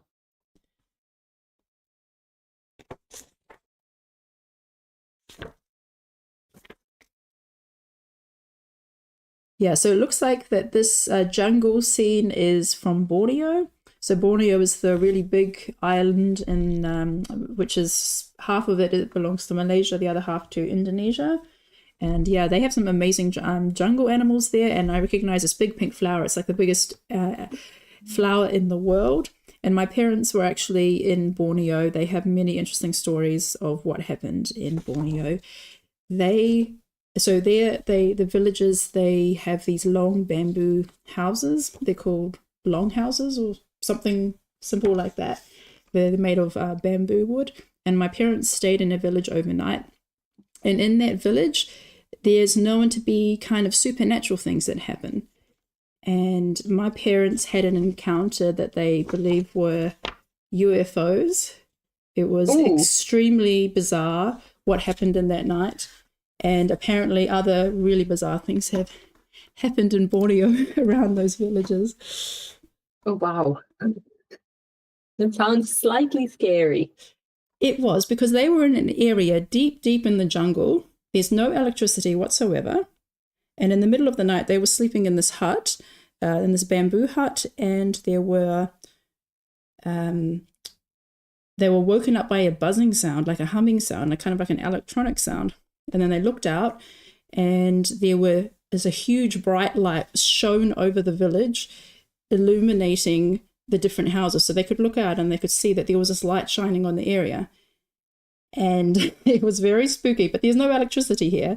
And then the light moved, came closer, and then it was right outside the hut. And they were like sleeping and scared, and then they would fall back asleep. They would wake up, and then the lights would still be shining. The next day, they spoke to the people in the village about it. They were like, what was going on? What was that? What were these bright lights? And the people had no idea what was going on. And they're like, no, there was like the whole village was illuminated. Like, it was extremely bizarre. And they said that people have told them that in this area of Borneo, sometimes just fireballs appear and just kind of like roll along the ground. Wow. Like, really bizarre stuff. But anyway, they have beautiful animals. So they have incredible animals, that's true. I was actually meaning to ask, do you still have any Jigsaw Jam puzzles available, or are they all sold out? And how quickly did they sell out, if they did? The solos sold out in about 10 minutes. But it was like there were so many people were trying to order at the same time. So we had about 150 orders just after 9 o'clock or after 8 o'clock when we launched the last batch of puzzles. So it was also like our system couldn't handle it. So everything kind of disappeared. And then for some reason, an hour later, some random puzzles appeared back on the website and people bought those as well. It just took so long for the system to update it, like the system got overloaded. So no, we don't have any more of the current puzzles, but we do have, we are working on the next batch, which would be for mid-January onwards to like the end of February. And we hope to release more puzzles and also to do some competitions that can take more than 80 or 90 participants. Yeah, so today we had about 85 participants, which is, reaching our limits for this style of live stream. But we do hope to have another competition that would come to about 130 people and also have the possibility to do an offline. So it wouldn't have a live stream, it would still be in a Google meeting, but there would also be the opportunity to contribute a time offline or to film yourself offline and then submit that if you can't make it to the live meeting. But we're still working on that, still trying to finalize the details. Yeah, that all sounds pretty exciting. So you definitely have plans on what is coming up. Yes, so they're being wrapped right now. I already have all the puzzles in my warehouse, and there's new brands there. So there's some brands that we haven't seen before. As always, wow. I think we must be up to like 15 brands by now because we'll keep adding more. But I mean, there's so many in Europe, France, Poland. There's also some from the UK, also some American brands that we've seen. So there's I'm always discovering new brands and testing them for their possibility to be used in speed puzzling competitions. And then what is your selection process for the brands? I guess one is availability, if you can like actually order in batch, like that many. Yeah, so basically my first question is always, which puzzles do you have in 500 pieces? Some brands only have like 5 puzzles or 10 or something like that. And then also like what quantities do you have? Some companies have like hundreds and hundreds, and they can give me a stock list. I can kind of see like how many, like they have a really big production and I can see how many is available, and then I can order the amounts that I need. And others are like, oh, if you would like to order that, then we have to do a special print run just for that amount, or a special order just for that amount, and it might take like 3 weeks or up to 2 months to arrive. So it's availability is also a big big factor, and the selection. So there are some companies that are really keen and really want to they understand that there is this potential for speed puzzling, and they're really getting behind it, and they are adding more and more 500-piece puzzles to their selection. And some others haven't really caught on yet. And then once you get like the catalog of images, is there any sort of like selection process that you go through of like which one is good for speed puzzling, which one isn't? Like, is there any sort of filtering out of like what images you choose? Well, first of all, I would consider which ones I've seen before in other competitions. Mm-hmm. So if I know that it's been in some big competition, even if it's not a big competition or a smaller competition, then I would try to avoid that one. Well done, Isabel just finished. So yeah, we've only got a handful of people still Richard is going, also but yeah, everyone's doing really well. So on Great. screen right now we have Heike, Eliska, Kirsty, Christina, Paula, and Angelica. Yeah, so I always look at the type of sections, like how, like I always think about how would I approach the image, and I avoid images that are, for example, black and white, or just too boring. Like most artworks are pretty bad for puzzling, like all these type of like Renaissance paintings and, the famous paintings. Mm-hmm. There's just not enough going on in them. I mean, I do want to have a variety, so often I am looking at, okay, busy images obviously come up quite common. They're usually more fun, and it's nice to have more details in there, but I am looking to have more, less busy images in the selections as well. But there's just a lot of images I just look and I just think, no. Like I was looking at some catalogs the other day, and there was an image of a moose in the snow, and I was like, no. I was like, a brown head with horns with a white background. I was like, I could, but I wouldn't really have fun doing that. I mean, I would maybe choose like a hard image every now and then and just throw it in just to mix it up a bit. But some images, it's like the whole brand is like that. You just look at it and it's just like white animals in the snow, brown animals in the snow, or just, so I'm just always trying to, first of all, the image should be fun. There should be different sections that you can kind of tackle, because I have to go through in my head, like, where would I start? Would I do the border? Which sections jump out? And so I would say most of the images I choose are more like in the easy to middle range, but every now and then I will just throw in a harder one, especially since these are the type of images that we are more likely to get from Ravensburger at the Worlds. It's going to be, furry animals with vegetation backgrounds and skies, water, trees. And then are there any like brands that you especially liked working with that are like especially good to get puzzles from, or any that is like especially challenging that you have had on before? Well, I would say I really enjoy the communication with Cherry Pazzi brand in Poland. Mm. They've told me, like, 'cause when I've done when I've done a competition with Cherry Pazzi, I send them the link to the live stream, and then I say, hey, check your Instagram, we did a competition, so that they can see all the tags. And they're always like, yeah, we're so happy. Something along the lines of, our mission is to capture the hearts of puzzlers.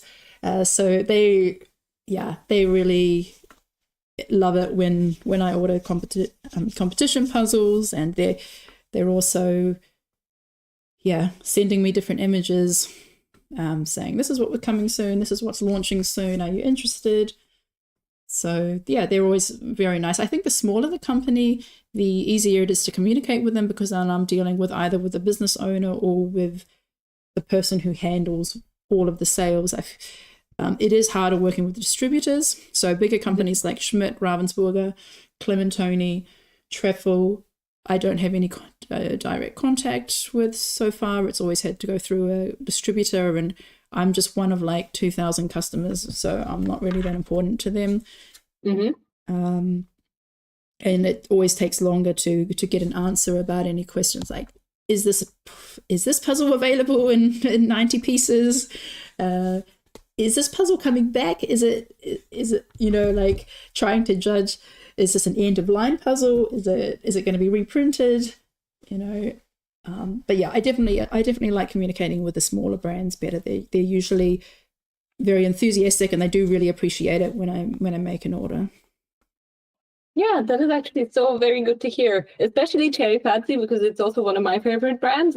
Like in Trier, I enjoyed the competition puzzle very much as well, but like all of their 500-piece puzzles are just a joy to complete. So like I love them very, very much. I have like a pretty big collection of them by now, and I kind of hope that they're going to come out with more 500 pieces very soon.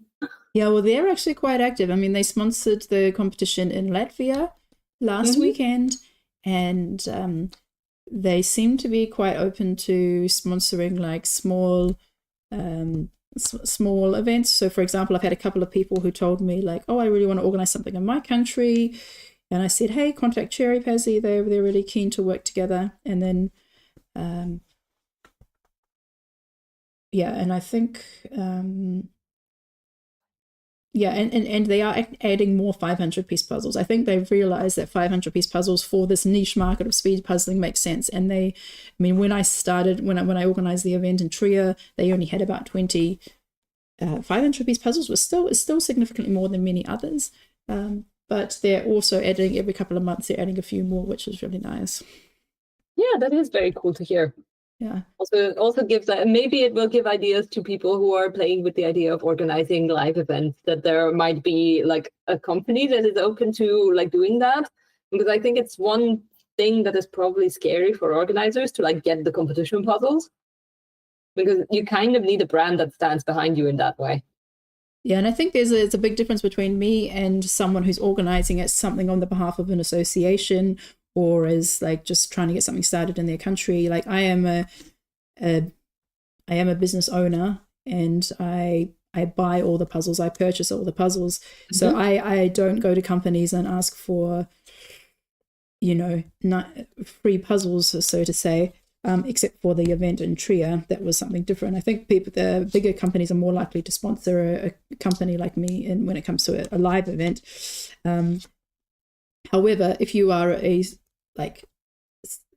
just representing like 30 people, you want to organize an online competition with 30 people in your country, in your language, but then you have very much the right to write to someone and say, hey, we're organizing this competition, would you like to sponsor us?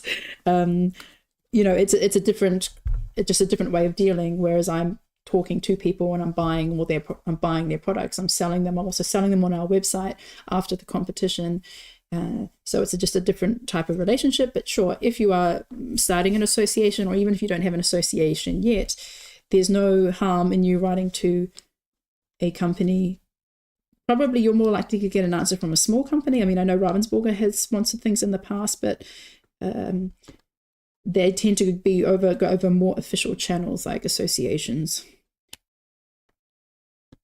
Yes, and from what I have heard, they are also not that like open to having other brands next to themselves. So they usually want like how do they call that? Like they want to be the sole main sponsors, and they don't want to have other brands represented at the event.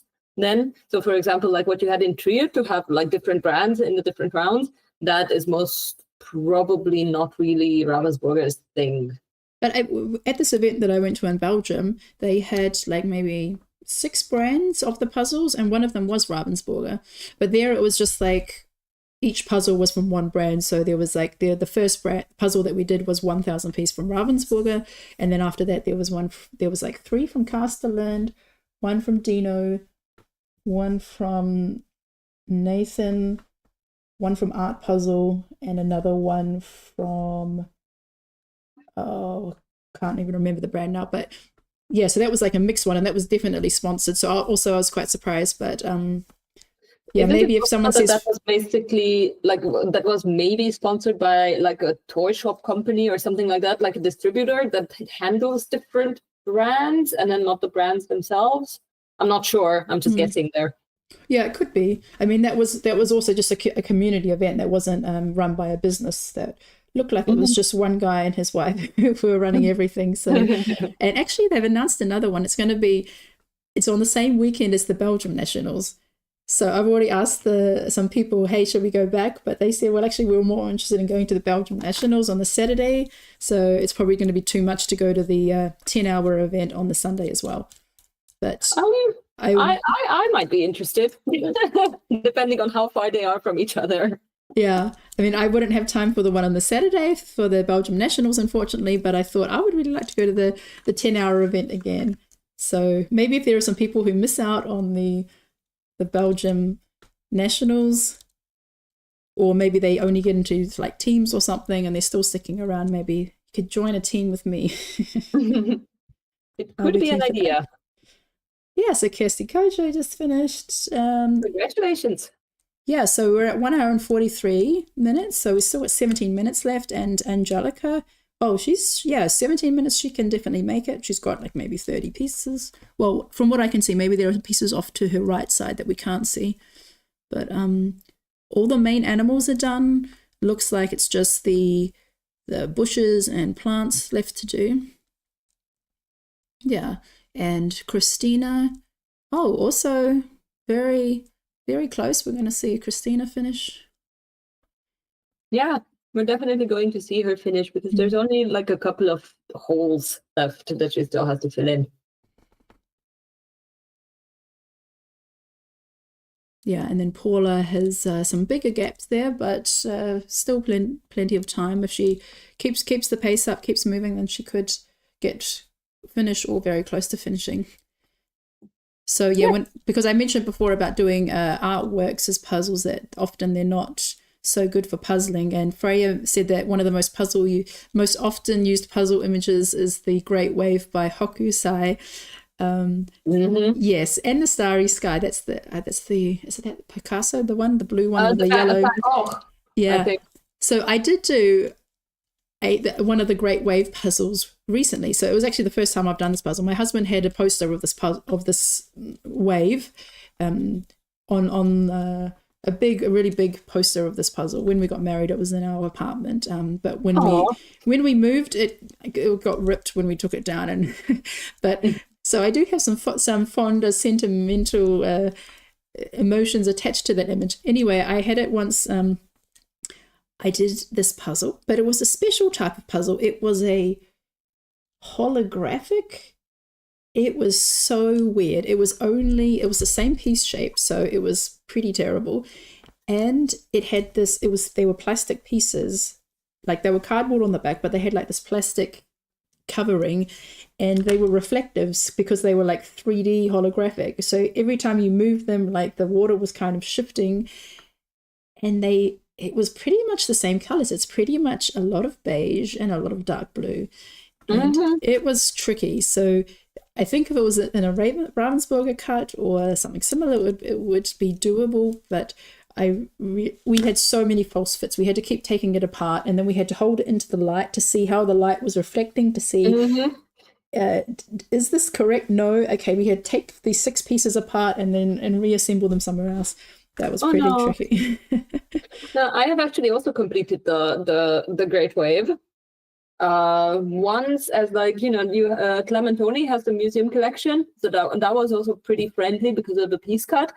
And actually the puzzle earrings that I was distributing at the Worlds that people have been getting, a couple of people have recognized it, that was actually the Great Wave. Oh yes, my puzzle earrings from you. They're the Great Wave. Yes, exactly. And they all came from the one puzzle. So then everyone that got a puzzle earring from me is actually wearing a piece of the Great Wave. But yours was only a 100-piece puzzle, because Freya is saying that she did that as a mini puzzle, but with 600 pieces. And they were all 2 ins, 2 outs, and they were exactly the same. That was really hard. Yes. Yeah, they also had like the one piece cut. And it was this mini wooden puzzle that I got from somewhere. So it was, I think, 150 pieces, not 100. Not exactly. I can actually take a look. I still have the packaging. Yeah, did you? Which brand is it? I thought you... It was one of these... Here. Like, it's no brand, nothing, No brand. mini puzzle. Oh, okay. 150 pieces. So if anyone recognizes that packaging, I mean, it's in the same kind of test tube as another brand, but it's not the micro puzzle brand. This one is wood, yeah, because Fruji makes earrings out of these ones, and she was looking for some similar, but yeah, there's no brand on it. I haven't found anything since. So I have like a big collection. I actually went down to the dark side and ordered from Temu as well, because because they have a lot of these. Ah. So I have a couple. This is actually one that I got from Rika. This is not made of wood, but it's kind of like this foamy cardboard, which is weird. And none of them are made of wood anymore. So they're all this just cardboard and not really nice.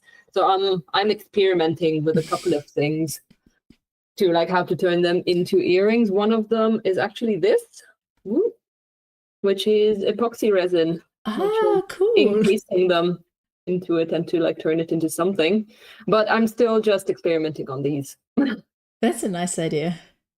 Yes. So you're taking mini pieces and then you're putting them into this epoxy resin, because my big issue with the cardboard pieces is that I don't really think it's a good idea to wear them as earrings, because they're not as durable. That's the one thing, because they can just fall apart. And the other thing is that, like, well, cardboard is not water resistant, and since it's hanging in somebody's neck and like around their face, like basically sweat and anything else can like damage the pieces, I think. So I don't really want to do that, to just use them as earrings in that way. And like the epoxy resin was like one idea to like turn them a little bit more durable or to protect them more. So that's basically what I'm playing with at the moment. That's a really cool idea. I like that. Yeah, and I have a couple of pieces lying around, which are basically like test pieces. Like this is one. Ooh, at the moment. I was actually considering like writing you at one point to like offer this for like a prize at a competition at one point as like an extra thing. But yeah, basically these are still just test pieces, so like they have a lot of like faults in them, because I have also never used epoxy resin before this, so they have like bubbles around, or the material itself is not that pretty, or yeah, they're just not perfect to like the standards that I would want them to be. All right, Christine just finished. And she has already logged off, but congratulations. Congratulations, yeah. So we have 10 minutes still to go.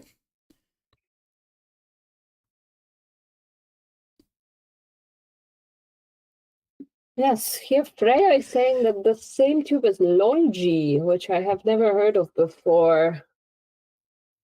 And that is probably also this foamy cardboard.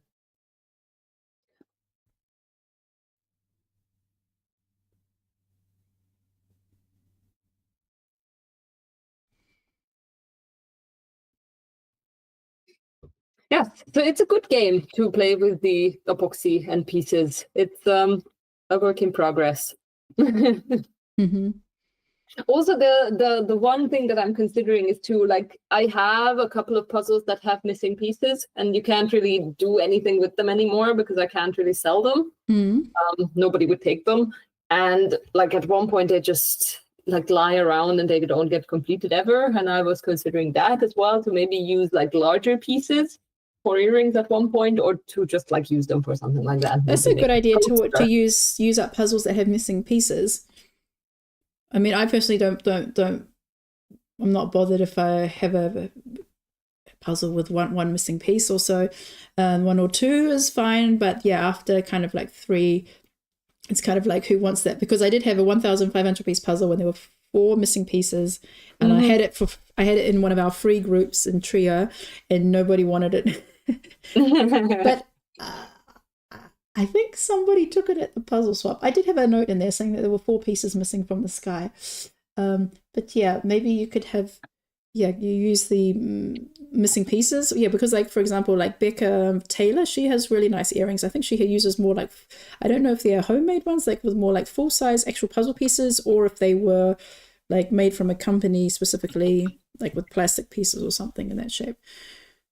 Yeah, that's one thing that could be nice. Well, with the puzzles with the missing pieces for a while, what I was doing is basically share in Facebook groups that like, I have these puzzles with missing pieces. I want to exchange them for other puzzles with missing pieces, because I think everyone has these puzzles lying around and they can't really do anything with them apart from like completing them from time to time and just accepting that there's a missing piece.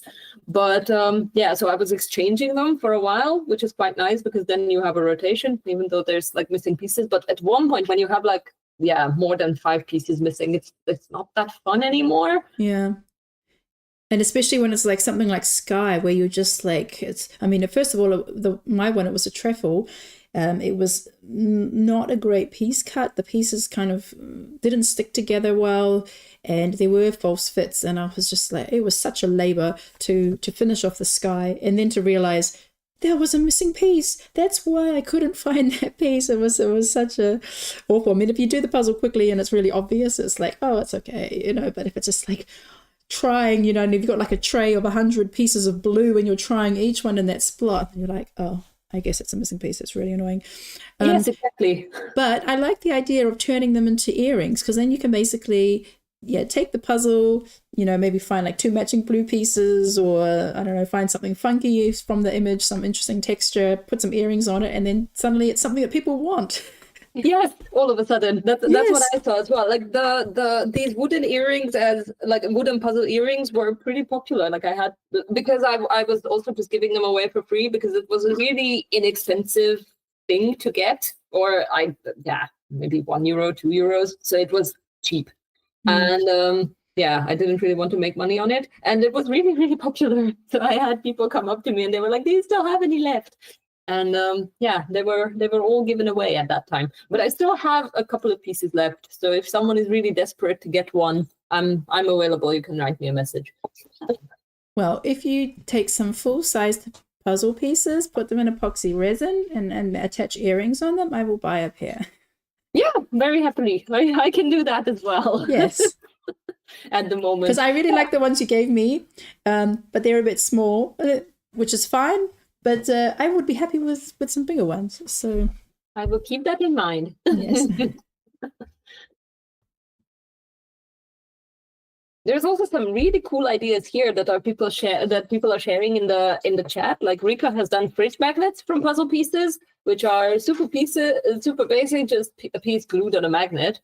Oh, but like, nice. I'm already getting ideas from that as well. Like you can connect a couple of them to like you have like a puzzle that is like something like this with like a couple of animals, and then you basically just put like the face of an animal into like a magnet.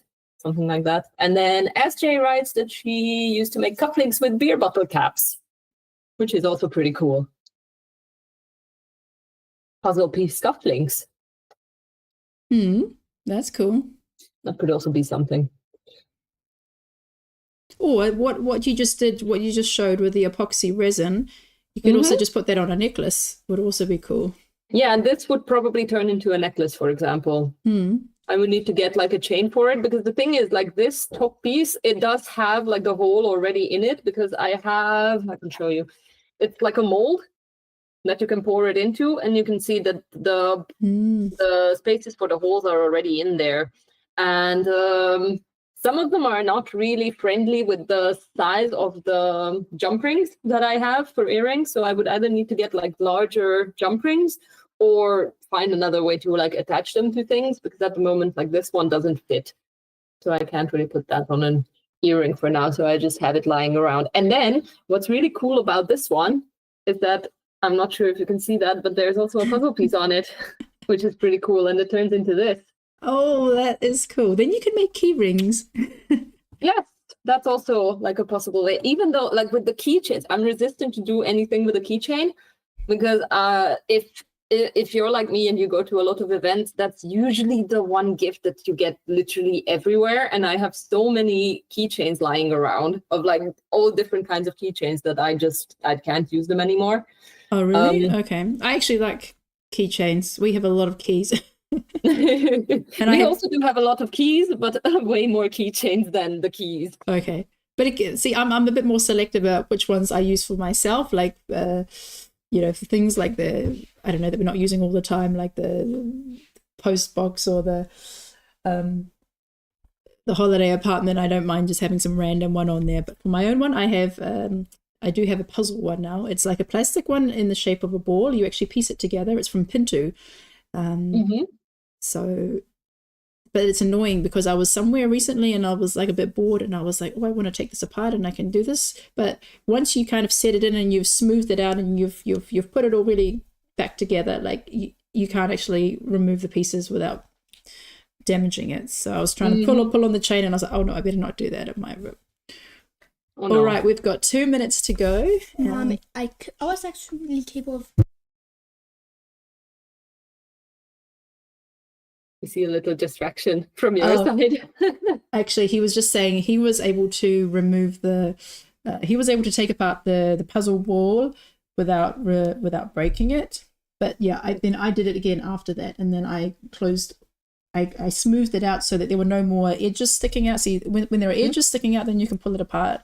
But I wasn't able to do that this time.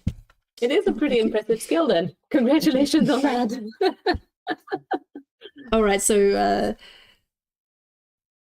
Angelica just has like 15 pieces left. So every piece counts. Just find a few more that go in. Go, Paula. Find a few more. So very close. How much time do we have left? Just over a minute. Well, now the countdown is starting. Just don't give up. Find some green that matches.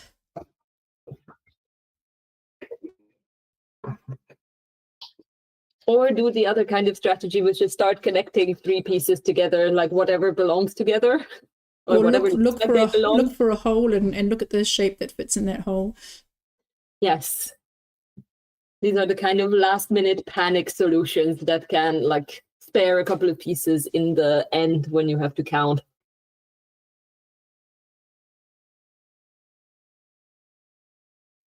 That was one thing I started doing in Leonberg when I knew that there was about 2 minutes left and there was no way I'm going to finish the puzzle, is that I basically started connecting whatever I could find that would maybe go together. Yes, because then at least you have to, like, if you have a couple of 3 pieces together, then it actually works. And then you have to count less. 7, 6, 5, 4, 3, 2, 1. Stop. Well done, Paula and Angelica. Good effort. Oh, so close, Angelica. So yeah, just count up how many pieces you have left. If you have something connected 3 or more, they can stay together. So easiest is just to make groups of 10.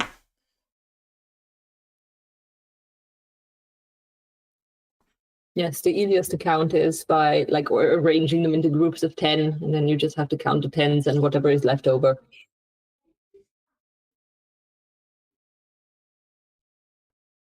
Yes, Freya is still saying puzzle piece cufflinks for the husband. which could be pretty funny. I'm not sure how many people still wear something like on a daily basis that requires cufflinks. All right. Christina, did you? No, hang on. Angelica, did you write how many pieces you have left? Can you just write that in the chat, please?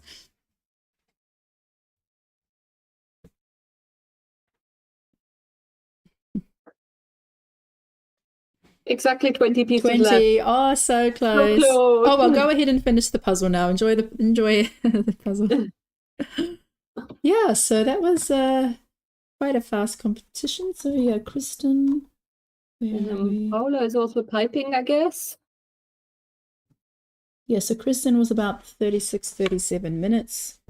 And then we had Alejandro, Inga, Lenka, Victor, Kiara, and Mari. So we had 6 people finish in 1 minute. 1 minute. Yes, that was pretty close.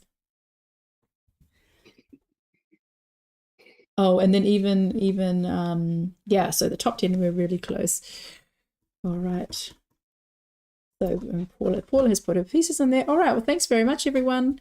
And yeah, so almost everybody finished, very close, but a lot of participants today. I'm really glad that everyone, yeah, hopefully everyone had a good time and enjoyed that. Thanks also to those on YouTube who are following along and commenting. And yeah, if anybody else had issues with the quality or with the piece cut, if they could just let us know. And yeah, so thanks everyone, and see you at the next live stream. Bye. Thank you. Bye.